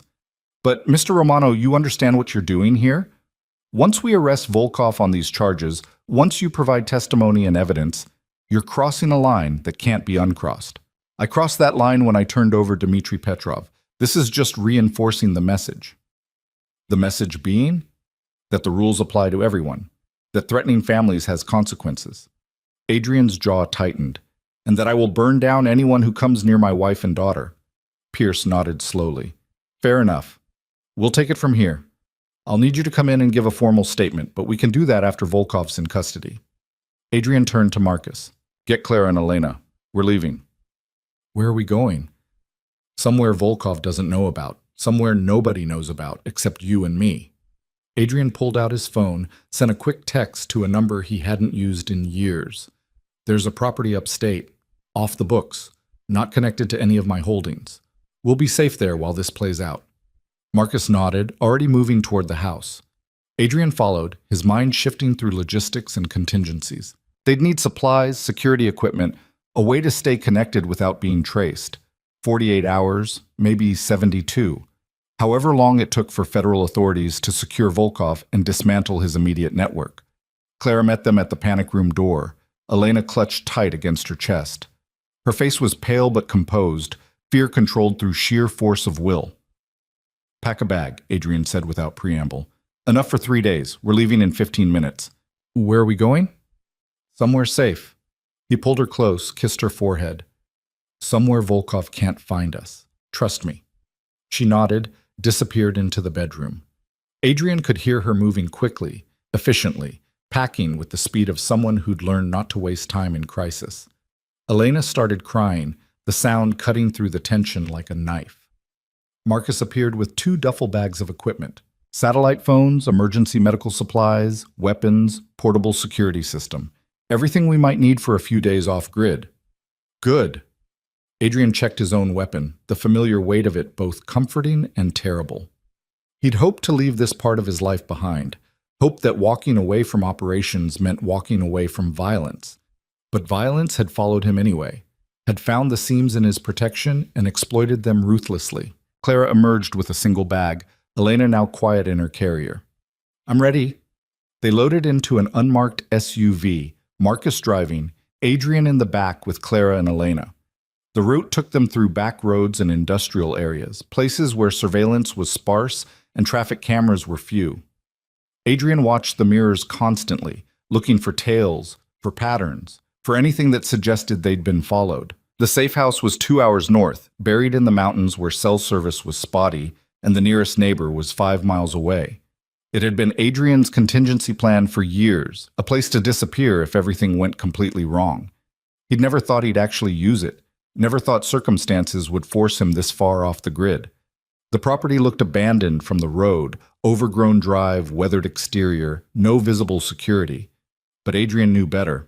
The cameras were hidden, the reinforced structure invisible beneath the rustic facade, the escape routes carefully planned and maintained. This was a fortress that looked like a forgotten cabin. Marcus swept the interior while Adrian got Clara and Elena settled. The inside was sparse but functional: bedroom, kitchen, bathroom, and a main room with communication equipment and supplies. Not comfortable, but safe. "I hate this," Clara said, settling Elena into a portable crib that Marcus had somehow produced. "I hate running. I hate hiding. I hate that our lives are like this." "I know." Adrian checked the security monitors, watched the perimeter cameras cycle through their feeds. "But it's temporary, 48 hours, maybe less. Then Volkov's in custody and we can go home." "Can we?" She turned to face him, exhaustion and fear mixing in her expression. "Or is this just going to keep happening? Different enemies, different threats, same terror?" It was the question Adrian had been avoiding, the truth he didn't want to face. That enforcing the new system meant making enemies. That being the face of consequences meant becoming the target of everyone who hated change. That protecting Clara and Elena required putting them in constant danger. "I don't know," he admitted. "I thought I could build something different. Thought I could create a structure that protected everyone without requiring me to be the enforcer. But maybe I was wrong. Maybe—" Elena started crying, hungry and indignant. Clara picked her up automatically, began the familiar routine of feeding. Adrian watched them, this small, perfect piece of his life that existed in the middle of chaos. His phone buzzed. A text from Director Pierce. "Volkov in custody, arrested at his home without incident. Formal charges being filed now." Relief flooded through him so fast he had to sit down. "They got him. Volkov's in federal custody." Clara's eyes closed, tears slipping free. "Thank God. We still need to stay here until we're certain his people aren't planning retaliation. But Clara—" Adrian crossed to her, knelt beside the chair. "The worst is over. Dimitri's gone. Volkov's gone. The two biggest threats to the council structure are being dismantled. And after them? There'll be others. There's always others. Maybe. Probably." He took her free hand, held tight. "But each time we enforce consequences, each time we prove the system works, it gets a little easier. People start believing the rules are real, start choosing compliance over conflict." "You really think that'll work?" "I think it has to work, because the alternative is going back to the old way. Endless cycles of violence and retaliation. Power structures built on fear instead of agreement." Adrian looked at Elena, peacefully nursing, completely unaware of the danger that had circled so close. "I won't raise our daughter in that world. I'll enforce every consequence, dismantle every threat, burn down every challenge until the new system is strong enough to sustain itself." Clara studied his face, seeing something there that made her expression soften. "You've changed since Elena was born. You're still strategic, still calculating, but there's something different. I have something worth protecting now, something more important than power or control or legacy." He touched Elena's small hand, felt her fingers curl around his thumb with surprising strength. "Everything I do now is about making sure she grows up safe, that she never has to be afraid of her father's world." They stayed in the mountain's safe house for 3 days while federal authorities processed Volkov's arrest and began dismantling his organization. Adrian coordinated with the council remotely, using encrypted satellite communications to ensure continuity. The other family heads rallied, some offering additional security resources, others volunteering to help absorb Volkov's legitimate operations to prevent another power vacuum. Director Pierce called on the second day with an update. "Volkov's talking, trying to negotiate a deal by providing information on other organizations. We're not interested in his information, but the fact that he's willing to sell out his own people tells you everything about his character." "Will the charges stick?" Adrian asked. "Between the stalking evidence, the breaking and entering, and the terrorist threats, we have him cold on the immediate charges. The larger Rako case will take months to build, but we'll get there. He's not seeing the outside of a prison cell for a very long time." "Good. Thank you, Director. Thank you, Mr. Romano. This arrest gives us leverage on 3 other investigations. You've been more helpful than you probably realize." After the call, Adrian found Clara on the cabin's small porch, watching the sun set over the mountains. Elena was asleep in her carrier, small face peaceful in the golden light. Pierce says the charges will stick, he said, settling beside her. Volkov's done. 2 down. How many more to go? Hopefully none. The message is sent. The consequences are real. Anyone else who wants to test the system has 2 very clear examples of what happens. Adrian put his arm around her shoulders, pulled her close. Tomorrow we go home. Back to real life, back to normal. I'm not sure we have normal anymore. Then we build a new normal, one that includes security protocols and encrypted communications, but also includes things like family dinners and Elena's first smile and all the ordinary moments that matter more than any of this. Clara leaned into him, her head resting on his shoulder. I'm tired, Adrian. Bone tired, soul tired. I don't know how much more of this I can take. You don't have to take much more. I promise. He kissed the top of her head. 1 year. We agreed on 1 year of me serving as mediator, of enforcing the new structure. We're already a month into that year. 11 more months, and then I'm completely out. Full civilian life. No more council, no more enforcement, no more war. You really think they'll let you walk away after the year is up? They won't have a choice. That's part of the agreement. 1 year of transition, then someone else takes over the mediation role. Adrian looked out at the darkening mountains, at the peaceful isolation. I've already started identifying potential replacements. People who believe in the system but don't carry my history. Fresh leadership for a fresh structure. Elena stirred, making small sounds that suggested waking. Clara picked her up, swayed gently. She's going to start teething soon. Dr. Mitchell warned me it could be rough. The shift in topic was deliberate, both of them needing to talk about something ordinary and manageable. Adrian welcomed it, let himself focus on the mundane concerns of parenthood instead of the life and death stakes of the last few weeks. What does that mean exactly? He asked. It means she'll be fussy and in pain and probably won't sleep well. It means we'll be walking her around at 2 a.m. trying to soothe her. It means... Clara smiled slightly. It means normal parenting problems instead of criminal empire problems. I'll take it. Any day of the week, I'll take teething over assassination attempts. They went inside as full darkness fell, securing the cabin for the night. Marcus had returned to the city to coordinate with federal authorities, leaving them alone with the security system and a satellite phone for emergencies. It should have felt isolating, dangerous. Instead, it felt almost peaceful.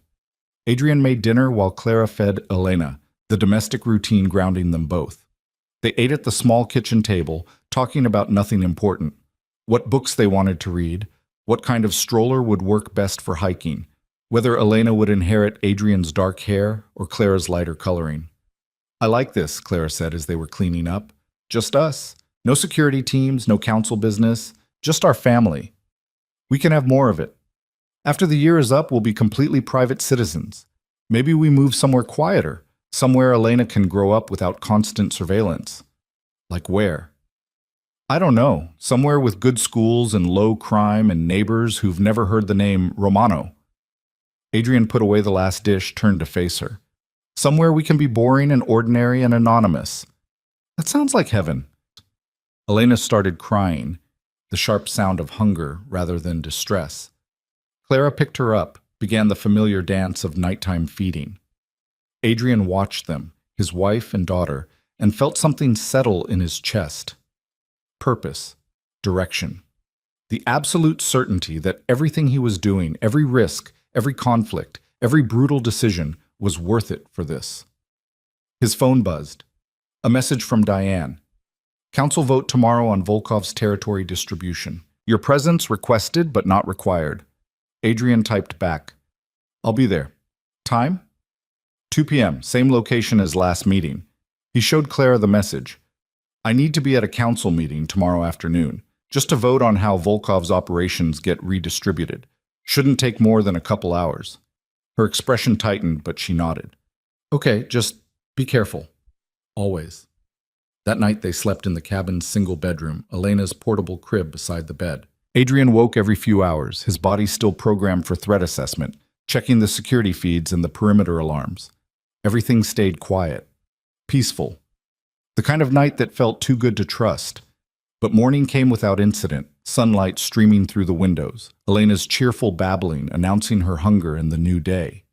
They packed up slowly, both reluctant to leave the isolation and return to the complicated reality of their actual lives. The drive back to the city felt longer than the drive out. Adrian watched Clara in the rearview mirror, saw her staring out the window with Elena asleep against her chest. The weight of everything they'd been through showed in the lines around her eyes, the tension in her shoulders. "We're going to be okay," he said quietly. She met his eyes in the mirror. "Promise?" "Promise. Whatever it takes, however long it takes, we're going to build the life we want." But the council meeting that afternoon was anticlimactic compared to the drama of the previous weeks. Volkov's legitimate operations were divided among the families who'd lost property in his attacks, reparations paid in business assets rather than cash. The vote was unanimous, efficient, almost boring in its lack of conflict. Afterward, Diane pulled Adrian aside. "It's working. People are starting to believe the system can actually function." "Don't sound so surprised." "I'm not surprised. I'm relieved." She glanced around the emptying room. "There's talk about making the mediator position permanent. Not you specifically, but having someone in that role ongoing instead of just for transition." "That's good. That's the structure becoming self-sustaining." "It is. But Adrian," Diane's expression turned serious, "you need to start training your replacement soon. Because if you try to stay past the agreed year, people are going to see it as a power grab. The system only works if you actually step back when you said you would." "I know. I'm already working on it." "Good. Because I'd hate to see everything we built fall apart because you couldn't let go." The words stung, but Adrian recognized the truth in them. He'd created this structure, but he couldn't be the one to run it forever. The whole point was to build something that didn't require his constant presence, his constant enforcement, his constant willingness to be the villain. He drove home thinking about succession, about training, about what it would mean to truly walk away from power after spending 15 years building it. The house came into view, secure and peaceful, Marcus's team visible at their posts. Clara met him at the door, Elena in her arms. "How did it go?" "Good, quiet, boring." He kissed them both. "Exactly what we need." That evening, Adrian sat in his office while Clara put Elena to bed and started making a list of potential mediator candidates. People with the right combination of strategic thinking and diplomatic skills. People who understood the old world but believed in the new system. People who could enforce consequences without enjoying the power. It was a short list, but it was a start. 11 more months. 11 more months of enforcement and mediation and proving the structure could work. Then he'd hand it over to someone else and walk away for real this time. Walk away to the civilian life he'd promised Clara, to the ordinary existence Elena deserved. The path wasn't clear yet. The future wasn't certain, but for the first time since signing those divorce papers 8 months ago, Adrian Romano could see a version of tomorrow that included peace instead of war, partnership instead of isolation, family instead of empire. And that, more than any power he'd ever held, felt like victory. 3 weeks after Volkov's arrest, Clara woke to the sound of Elena crying and sunlight streaming through windows that no longer felt like observation points for potential threats. The security team was still there, still vigilant, but something had shifted. The house felt less like a fortress and more like a home. She found Adrian in the nursery, already changed and holding Elena against his shoulder, swaying gently while humming something tuneless. He'd gotten better at this, the early morning comfort, the instinctive response to their daughter's needs. He looked up when Clara appeared in the doorway, smiled with the kind of unguarded warmth he rarely showed anyone else. "She's teething," he said quietly. "I can feel the bumps on her gums." Dr. Mitchell said it would start soon. Clara moved to them, touched Elena's flushed cheek. "Poor baby." "I gave her the teething ring from the freezer. It helped a little." Adrian kissed Elena's head, then handed her to Clara. "I have to leave in an hour. Final candidate interview for the mediator position." "The last one?" Clara settled into the rocking chair, Elena already rooting for breakfast. "Yeah. Thomas Brennan. Former federal prosecutor who specialized in organized crime cases. Left the DA's office 2 years ago to start consulting. He understands both worlds, has no family ties to complicate loyalty, and according to everyone who's worked with him, he's brilliant at negotiation. Clara looked up at him, saw the tension hiding beneath the casual update. "You're nervous about handing this over." "I'm terrified about handing this over." Adrian leaned against the window frame, backlit by morning sun. "What if I choose wrong? What if the person I select can't handle the pressure, or gets corrupted by the power, or decides the old ways were better after all? Then the council removes them and chooses someone else. That's how the system works, right? Checks and balances. No single person with unchecked authority. In theory." He scrubbed a hand over his face. "But theory and practice are different things. And if this fails, if the structure collapses after I step back, then you'll have tried something different. You'll have proved it's possible even if it isn't permanent." Clara shifted Elena to her shoulder, began the gentle patting rhythm. "But Adrian, you can't control everything forever. At some point you have to trust that what you built is strong enough to survive without you." He was quiet for a long moment, staring out at the manicured grounds and the distant city. "I know. Doesn't make it easier." "Nothing about this has been easy. Why should letting go be any different?" Adrian laughed, the sound tired but genuine. "Fair point." He checked his watch. "I need to get ready. The interview's at 9. Clara watched him leave, then looked down at Elena, who'd fallen back asleep against her chest. "Your daddy's trying to save the world by giving up power. Most people try to save it by taking more. We got lucky with him, didn't we?" Elena made a small sound that could have been agreement or gas. Clara chose to believe it was agreement. The interview with Thomas Brennan took place in a conference room that had been swept for surveillance devices 3 times. The man who arrived was in his early 40s, salt and pepper hair cut short, sharp eyes that missed nothing. He wore a suit that suggested success, but not ostentation, and he moved with the confidence of someone who'd faced down dangerous people and survived. Adrian spent the first 30 minutes probing Brennan's background, his motivations, his understanding of the council structure. The man's answers were thoughtful and direct. No diplomatic hedging or political maneuvering. "I'm not interested in power for its own sake," Brennan said when Adrian asked about his intentions. "I spent 10 years prosecuting people who used power to hurt others. The work was important, but ultimately Sisyphean. Put one person away, 3 more take their place. Your council structure offers something different, a way to create accountability from the inside rather than imposing it from the outside. And you think that can work?" "I think it's already working. Dmitry Petrov and Anton Volkov are both in federal custody because their own organization turned on them for breaking agreed-upon rules. That's unprecedented. Usually, we have to build cases from the outside while everyone inside circles the wagons."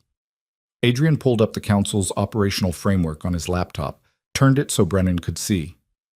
"The mediator's role is to interpret disputes, recommend consequences, and maintain the balance between families. No operational authority, no ability to make unilateral decisions, just arbitration and advocacy, which requires someone the families trust to be fair." Brennan studied the framework carefully. "Someone without personal stakes in the outcomes." "Exactly. Which is why I can't keep doing it. I have too much history, too many relationships, too many people who see me as either an ally or a threat." Adrian closed the laptop. "You're a neutral party, former law enforcement, which gives you credibility on consequences. No family connections, which removes bias. And your record suggests you understand how to navigate complex power dynamics. You're offering me the position. I'm offering you the opportunity to prove you're the right choice. 3 months working alongside me, learning the families, understanding the conflicts, building relationships. Then, if the council approves and you still want it, the position is yours." Adrian met Brennan's eyes directly. "This isn't ceremonial. The threats are real. The stakes are life and death. And you'll be making decisions that could save or destroy people depending on how well you judge situations." Brennan was quiet for a moment, considering. "What happens to you after the transition?" "I become a private citizen, full civilian life. The council has my contact information for emergencies, but otherwise I'm out completely." Adrian felt the weight of that statement, the finality. "My wife and daughter deserve a life where their safety isn't constantly threatened by my professional obligations. This is how I give them that. Most people in your position would find a way to maintain control while appearing to step back." Most people in my position don't have a 3-week-old daughter who was born while armed mercenaries were trying to break down the door. Adrian's voice went hard. I'm not interested in maintaining control. I'm interested in building something sustainable and then getting the hell out before it costs me everything that matters. Brennan nodded slowly. When would you want me to start? Tomorrow, if you're willing. I'm willing. They shook hands, the gesture formal but significant. Adrian felt something loosen in his chest, relief and terror mixing in equal measure. This was the beginning of the end, the start of the transition that would either prove his system could work or reveal it as an optimistic fantasy. He spent the rest of the day bringing Brennan up to speed, introducing him to Marcus's security team, providing access to the encrypted communication systems. Brennan absorbed information quickly, asked smart questions, showed no signs of being overwhelmed by the complexity. You're good at this, Adrian said as they were wrapping up. The analysis, the strategic thinking, the ability to see multiple angles simultaneously. I had good teachers. Prosecutors learn to think like criminals to build effective cases. You learn to anticipate, to understand motivations, to see the logic in seemingly chaotic actions. Brennan gathered his notes. Your counsel structure makes sense because it aligns incentives correctly. Following the rules costs less than breaking them. That's sustainable in a way that pure fear-based control never is. Adrian walked him to his car, making sure security logged the departure properly. When he returned to the house, Clara was waiting in the living room with Elena. How did it go? She asked. Good. Really good, actually. He starts tomorrow. Adrian dropped onto the couch beside her, suddenly exhausted. 3 months of training and then I'm out. How do you feel about that? Like I'm jumping off a cliff and hoping the parachute opens. He pulled Clara against his side, careful not to jostle Elena, but also relieved. Like maybe this might actually work. Elena chose that moment to spit up on Clara's shoulder, the timing so perfect they both started laughing. Ordinary parenting chaos interrupting the life and death stakes. Adrian grabbed a burp cloth, helped Clara clean up, feeling the normalcy of it settle over him like armor. She has impeccable timing, Clara said, wiping Elena's chin. She has your sense of dramatic timing. Adrian took Elena, held her against his chest. And hopefully my strategic thinking. Combined, she'll be unstoppable. That's a terrifying thought. The next 3 months blurred into a routine of careful transition. Brennan shadowed Adrian through council meetings, mediation sessions, conflict resolutions. He met with each family head individually, building relationships, establishing credibility. The man was a natural diplomat, able to listen without judgment while maintaining clear boundaries. Adrian watched him work with a mixture of pride and anxiety. This was what he'd hoped for, someone capable of taking over without requiring his constant involvement. But letting go meant accepting that he couldn't control outcomes anymore. Couldn't guarantee that every decision would align with his vision.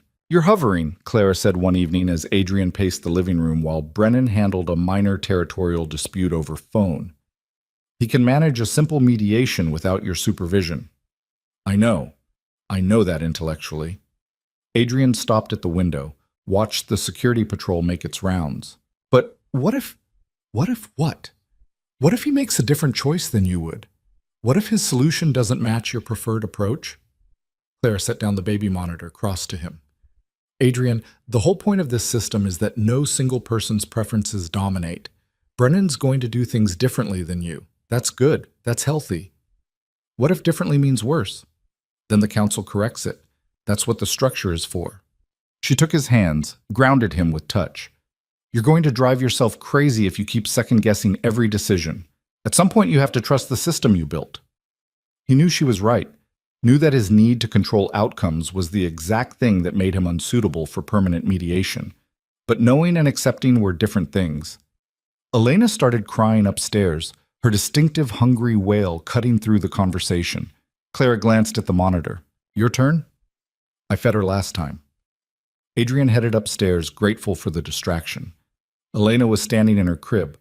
When had she learned to pull herself up, her face red with indignation? He picked her up, changed her efficiently, then settled into the rocking chair with a bottle. She drank with single-minded determination, her small hands gripping his finger. 4 months old now, becoming more of a person every day. She smiled when he talked to her, laughed at his terrible faces, tracked him with her eyes whenever he entered a room. "Your mom thinks I'm being controlling," he told her quietly. "She's probably right. I'm not good at trusting other people to do important things. Always feels safer to handle it myself."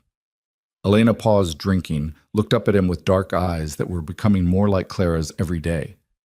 "But here's the thing. If I don't let go, if I keep holding on to control, then all of this was for nothing. The council, the new rules, the whole structure, it only matters if it can survive without me. Otherwise, it's just another power play dressed up in better language." Elena went back to her bottle, unimpressed by his crisis of faith. "You're going to grow up in a different world than I did," Adrian continued. "One where family doesn't mean you're automatically involved in questionable business. Where your safety doesn't depend on your father's ability to instill fear. Where being a Romano means something other than violence and power." He pulled the empty bottle away, lifted her to his shoulder for burping. "That's the promise I made to your mother. That's the promise I'm making to you. Whatever it takes. However hard it is." Elena burped impressively, then made happy sounds against his shoulder. Adrian held her close, breathing in the baby shampoo scent of her, feeling the absolute certainty that every difficult decision had been worth it for this. The formal transition happened on a gray morning in late autumn, exactly 1 year after the council structure had been established. Every family head gathered in the same renovated bank vault where they'd voted to enforce consequences against Dmitry Petrov. But the atmosphere was different now, less tension, more cautious optimism. Adrian stood at the head of the table one final time. "A year ago, I proposed a new way of operating, a structure built on accountability instead of fear, on collective decision-making instead of individual authority, on consequences that applied equally regardless of power or position. You voted to try it, and against all odds, it worked." He pulled up statistics on the room's projection screen. Territorial disputes down 63% compared to the previous year. Civilian casualties down by 90%. Federal prosecutions of family operations down 40% because we're self-policing before external forces have to intervene. The system works. Diane Castellano spoke first. "Because you made it work. You enforced consequences when it would have been easier to look the other way. You turned over people who'd been allies because they violated the rules. You prioritized the structure over personal relationships, which is exactly why I can't continue as mediator." Adrian's voice was steady. "The position requires neutrality I no longer have. Too many of you see me as either the person who protected you or the person who destroyed your enemies. That's not neutral. That's not sustainable." He gestured to Brennan, who stood at the side of the room. "Thomas Brennan has spent 3 months learning this system, building relationships with your families, understanding the nuances of the conflicts we manage. He's former federal law enforcement, which gives him credibility on consequences without the baggage of family loyalty. And most importantly, he believes in the structure we built." Brennan stepped forward, professional and confident. "I'm not Adrian Romano. I don't have his history or his relationships or his reputation. What I have is a commitment to making this system work, to arbitrating disputes fairly, to recommending consequences consistently, to maintaining the balance that makes collective governance possible." The room was quiet as families considered. Adrian had spent the last month individually lobbying for Brennan's approval, using every relationship he'd built to advocate for the transition. But the final decision belonged to the council. Michael Chen raised his hand. "I vote to confirm Thomas Brennan as mediator." One by one, the others followed. Some quickly, some after visible deliberation. But in the end, the vote was unanimous. Brennan was officially the council's new mediator. Adrian felt the weight lift from his shoulders so suddenly he almost staggered. It was done. The transition was complete. He was officially out. "Thank you," he said simply, "for trusting the process, for committing to something different, for proving that change is possible even in our world." Diane approached as people were filing out. "You did something remarkable here. You know that, right?" "We did something remarkable. I just started it." Adrian shook her hand, the gesture formal but warm. "Take care of him. Help him succeed. The system only works if everyone's invested in its success. We will, because we want it to work." She paused at the door. "What will you do now? In civilian life?" "Honestly, I have no idea. but I'm looking forward to finding out. Clara was waiting when he got home, Elena playing on a blanket on the living room floor. She looked up when Adrian entered, her expression hopeful and nervous. "It's done," he said. "Brennan's confirmed. I'm officially retired." Clara stood, crossed to him, wrapped her arms around him tight. "How do you feel?" "Terrified. Relieved. Free." He held her close, breathing in the familiar comfort. "Like I just stepped off a cliff and discovered I can fly. Or maybe you just discovered the cliff wasn't as high as you thought." Clara pulled back, looked at him with eyes that knew him too well. "What now?" "Now we figure out what normal looks like. Real normal. Not crisis management normal or temporary peace normal. Actual boring civilian normal." Elena made a demanding sound from her blanket, reaching up with small hands. Adrian picked her up, settled her on his hip. She grabbed his collar, babbling in the mostly nonsense way of 4-month-olds. "Hear that?" he said to Clara. "She's already giving me advice on retirement planning. She's probably telling you to sleep more. She's very wise that way." The next few weeks were a careful experiment in ordinary life. Adrian went through his phone and deleted every contact that connected to the old world. Every number, every encrypted app, every connection to the system he'd helped build. Marcus stayed on as head of personal security, but the rest of the tactical team transitioned to council oversight. The house became quieter. Less traffic from business meetings and strategy sessions, more space for things like family dinners and Elena's increasingly animated interactions with the world. Adrian discovered he enjoyed cooking, the precise measurements and timing scratching the same itch as strategic planning, but with less lethal stakes. Clara watched the transformation with cautious optimism. "You seem different. Lighter, somehow." "I feel different. Like I've been carrying weight for so long, I forgot what it felt like to stand up straight." Adrian was chopping vegetables for dinner, Elena and her bouncer on the counter where she could watch. "The first week I kept waiting for an emergency call, some crisis that would pull me back in. But it never came. Brennan's handling everything. How does that make you feel?" "Honestly, a little insulted that the system doesn't need me anymore." He laughed at his own ego. "But mostly relieved. Watching him succeed proves the structure works, that it wasn't dependent on me personally." Clara moved behind him, wrapped her arms around his waist, rested her head against his back. "I'm proud of you. For building something good and then having the courage to walk away from it. I'm proud of us. For surviving the transition. For making it through the chaos without destroying each other." He turned in her arms, pulled her close. For choosing to try again instead of accepting that distance was safer. Elena chose that moment to knock her bouncer toy onto the floor, then immediately started crying at its loss. They both laughed, the domestic interruption perfectly timed. "That's our cue," Clara said, retrieving the toy. Crisis management of the infant variety. Dinner was chaotic in the best way. Elena demanding attention, Clara recounting funny moments from her day, Adrian burning the rice because he got distracted making silly faces at their daughter. It was messy and imperfect, and absolutely nothing like the controlled precision of his previous life. It was perfect. That night, after Elena was asleep and the kitchen was clean, Adrian found Clara in their bedroom looking at her laptop. "What are you doing?" "Looking at houses." She turned the screen so he could see. "Smaller cities, good school districts, places where nobody knows who we are." Adrian sat beside her, scrolled through the listings. Suburban homes with yards and good lighting, normal houses for normal families.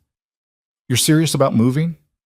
"I'm serious about starting over, really starting over, not just pretending to be civilians while living in a fortress with armed guards." Clara met his eyes. "Don't you want that? A place where Elena can play outside without security protocols? Where we can have neighbors and backyard barbecues and all the boring ordinary things?" "I want that more than almost anything." He closed the laptop gently. "But Clara, the threats don't completely disappear just because I retired. There are still people who remember what I did, who might hold grudges." "I know. Marcus already gave me the speech about maintaining basic security protocols even after relocation." Clara took his hand. "But there's a difference between reasonable precaution and living like we're under siege. I want reasonable precaution. I want to raise Elena somewhere she can be a kid instead of a potential target." "Then let's do it. Find the right place and we'll move." Adrian squeezed her hand. Fresh start, new town, different life. Clara's smile was the first genuinely unguarded one he'd seen in months. Yeah? Yeah, we'll keep this house as a backup, maintain minimal security, but our primary residence can be somewhere normal, somewhere we can disappear into ordinary life. They started seriously looking the next week. Clara would send him listings during the day, and they'd discuss them over dinner, talking about school districts and commute times, and whether the kitchen was big enough for the cooking Adrian had suddenly developed an interest in. Elena hit 5 months and became increasingly mobile, rolling over with determination and grabbing everything within reach. She laughed more now, deep belly laughs when Adrian made ridiculous sounds or Clara played peekaboo. She was becoming a person with preferences and personality, and watching it happen was the most fascinating thing either of them had ever experienced. She's going to be trouble, Clara said one evening, watching Elena determinedly try to grab her own feet. Look at that focus. That's your strategic planning combined with my stubbornness. We're doomed, Adrian agreed, absolutely doomed. But he was smiling when he said it. Happiness settled deep in his bones. They found the right house in a town 2 hours north, a place called Riverside Mills that had good schools and a low crime rate and absolutely no connection to Adrian's previous life. The house itself was modest by their current standards. 3 bedrooms, a yard with mature trees, a kitchen that needed updating but had good bones. It's perfect, Clara said during their third walkthrough. It's exactly what I pictured. Adrian stood in the empty living room, imagining their furniture here, imagining Elena learning to walk on these floors, imagining ordinary mornings and quiet evenings and all the mundane moments that made up a life. Let's make an offer. The sale went through quickly, cash purchase under Clara's maiden name to avoid any connection to Romano Holdings. They spent 2 weeks moving essentials, setting up security that was thorough but invisible, establishing themselves in the community as a young family, relocating for work. Their new neighbors were friendly but not intrusive. A retired teacher on one side, a young couple with a toddler on the other. People who waved when they saw you but didn't ask probing questions about your background. This is weird, Adrian said their first night in the new house, lying in bed and listening to the unfamiliar sounds of a different neighborhood. Good weird, but weird. You'll get used to it. Clara was curled against his side, one hand resting on his chest. We both will. This is what normal feels like. Elena woke crying at 2 a.m., and Adrian got up to feed her, moving through the new house by memory that wasn't quite established yet. He settled in the nursery's rocking chair, Elena drinking her bottle with drowsy determination. Welcome to your new home, he told her quietly. Your mom and I did some questionable things to make sure you could grow up here safely. But you don't need to worry about that. You just get to be a kid, get to have friends, and go to good schools, and never wonder if your father's work is going to put you in danger. Elena's eyes were already drifting closed, milk-drunk and peaceful. Adrian finished feeding her, changed her diaper, put her back in the crib with the gentleness of practice. Then he stood there watching her sleep, feeling the absolute certainty that every difficult decision had led to this moment. The first few months in Riverside Mills were an adjustment. Adrian had to learn how to fill his days without the structure of council business and strategic planning. He took up running, discovered he enjoyed the meditative quality of it. He read books that had nothing to do with power dynamics or organizational structure. He learned to be present instead of constantly planning 3 moves ahead. Clara went back to school part-time, taking online courses in early childhood education, something she'd always been interested in but never had time for. Elena hit 6 months and started eating solid foods, which turned every meal into an adventure in mess management. They made friends with the couple next door, Mike and Sarah, whose daughter Lily was a year older than Elena. Started having casual dinners together, the kind where kids played on blankets while adults talked about normal things like home repair and local politics. This is nice, Sarah said one evening, watching the girls babble at each other. You guys settling in okay? Better than okay, Clara said, and meant it. This is exactly what we needed. Adrian caught her eye across the room, saw the contentment there, the peace that had been missing for so long. He felt it too. The absence of constant threat assessment, the ability to focus on immediate concerns instead of potential dangers 3 moves out. Marcus called once a month with security updates, brief check-ins to make sure everything was stable. The calls got shorter each time as the months passed without incident. The old world was moving on without Adrian, the council structure functioning exactly as designed. Brennan's doing well, Marcus reported during one call. Settled a major territorial dispute last week without any violence. The families are starting to really trust the system. Good. That's good. Adrian watched Clara and Elena playing in the backyard through the kitchen window. How are things otherwise? Quiet. The structure's holding. A few minor tests here and there, but nothing that requires your involvement. A pause. You're really out, boss. Successfully out. Adrian felt the finality of that settle over him. Thank you, Marcus, for everything, for helping make this possible. Just doing my job. You take care of your family. That's the most important thing now. After the call, Adrian joined Clara and Elena in the yard. Elena was crawling now, moving with determined efficiency toward a butterfly that had landed on the grass.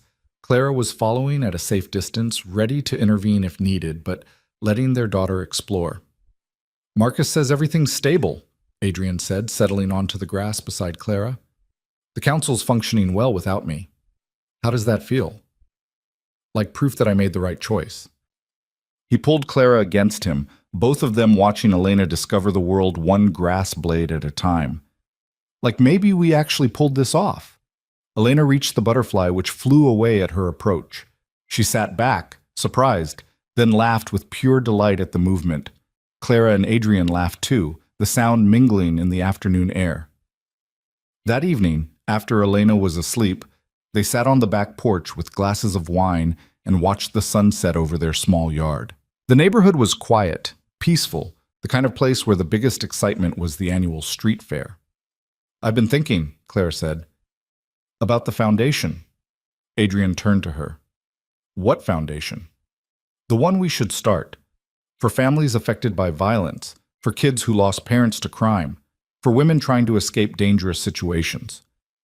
Claire's eyes were bright with purpose. We have resources.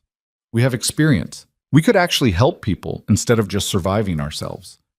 Adrian felt something click into place, purpose that had been missing since he stepped back from the council. You're right. We could. Build something positive instead of just dismantling something negative. They started planning that night, sketching ideas and discussing implementation. A foundation that would provide resources without asking questions. That would help people rebuild without judgment. That would turn their experience with violence and power into something that protected instead of threatened. The Elena May Romano Foundation launched 6 months later, quietly funded and carefully managed. They helped domestic violence survivors relocate safely, provided scholarships for kids whose parents were incarcerated, offered job training and housing assistance for people trying to leave criminal organizations.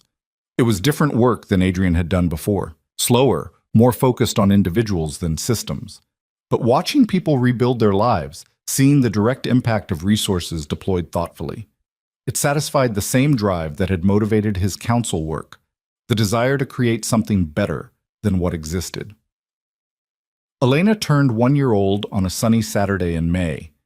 They threw a small party in the backyard, just family and their new friends from the neighborhood. Clara's sister came with her kids, Marcus stopped by with a giant stuffed bear, and Mike and Sarah brought Lily over to play.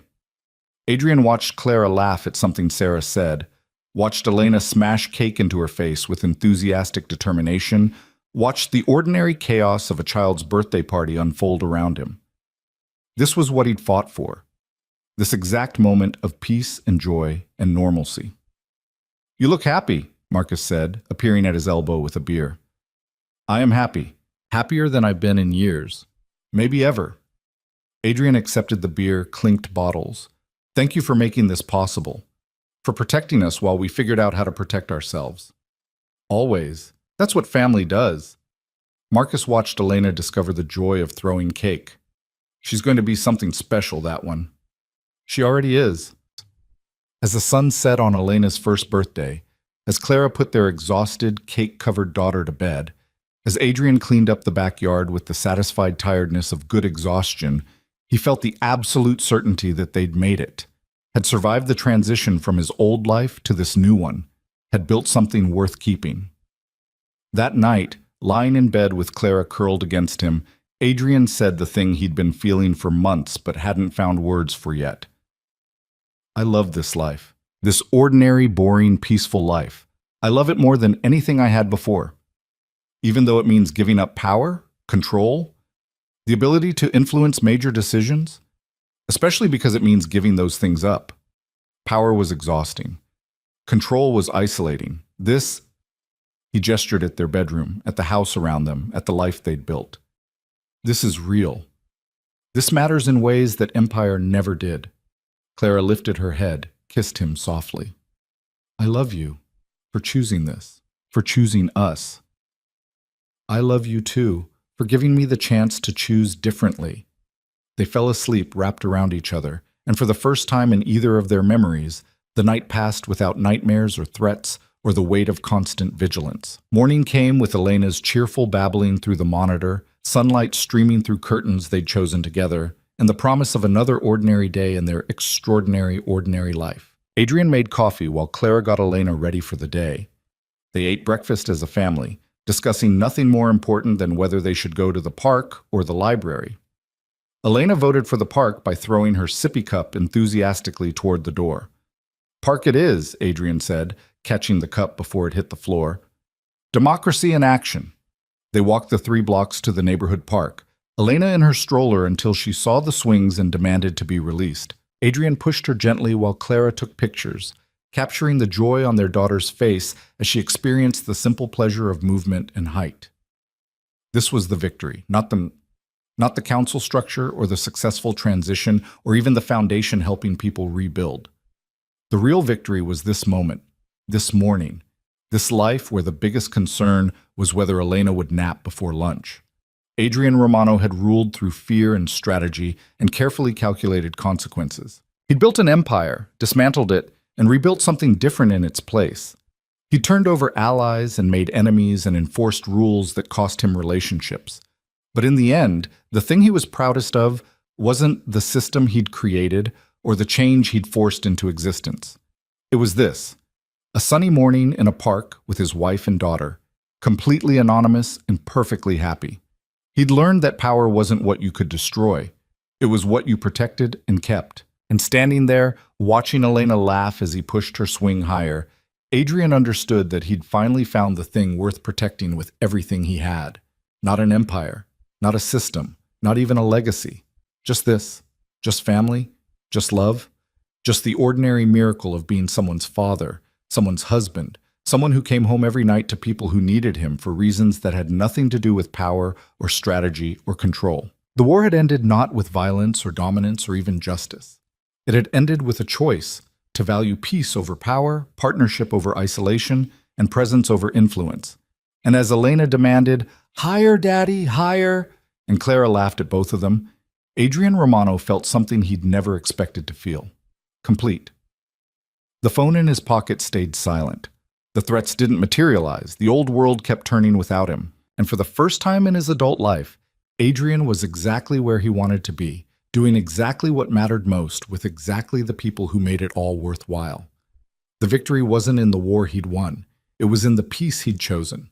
And that peace, hard fought and carefully built, was finally, beautifully real.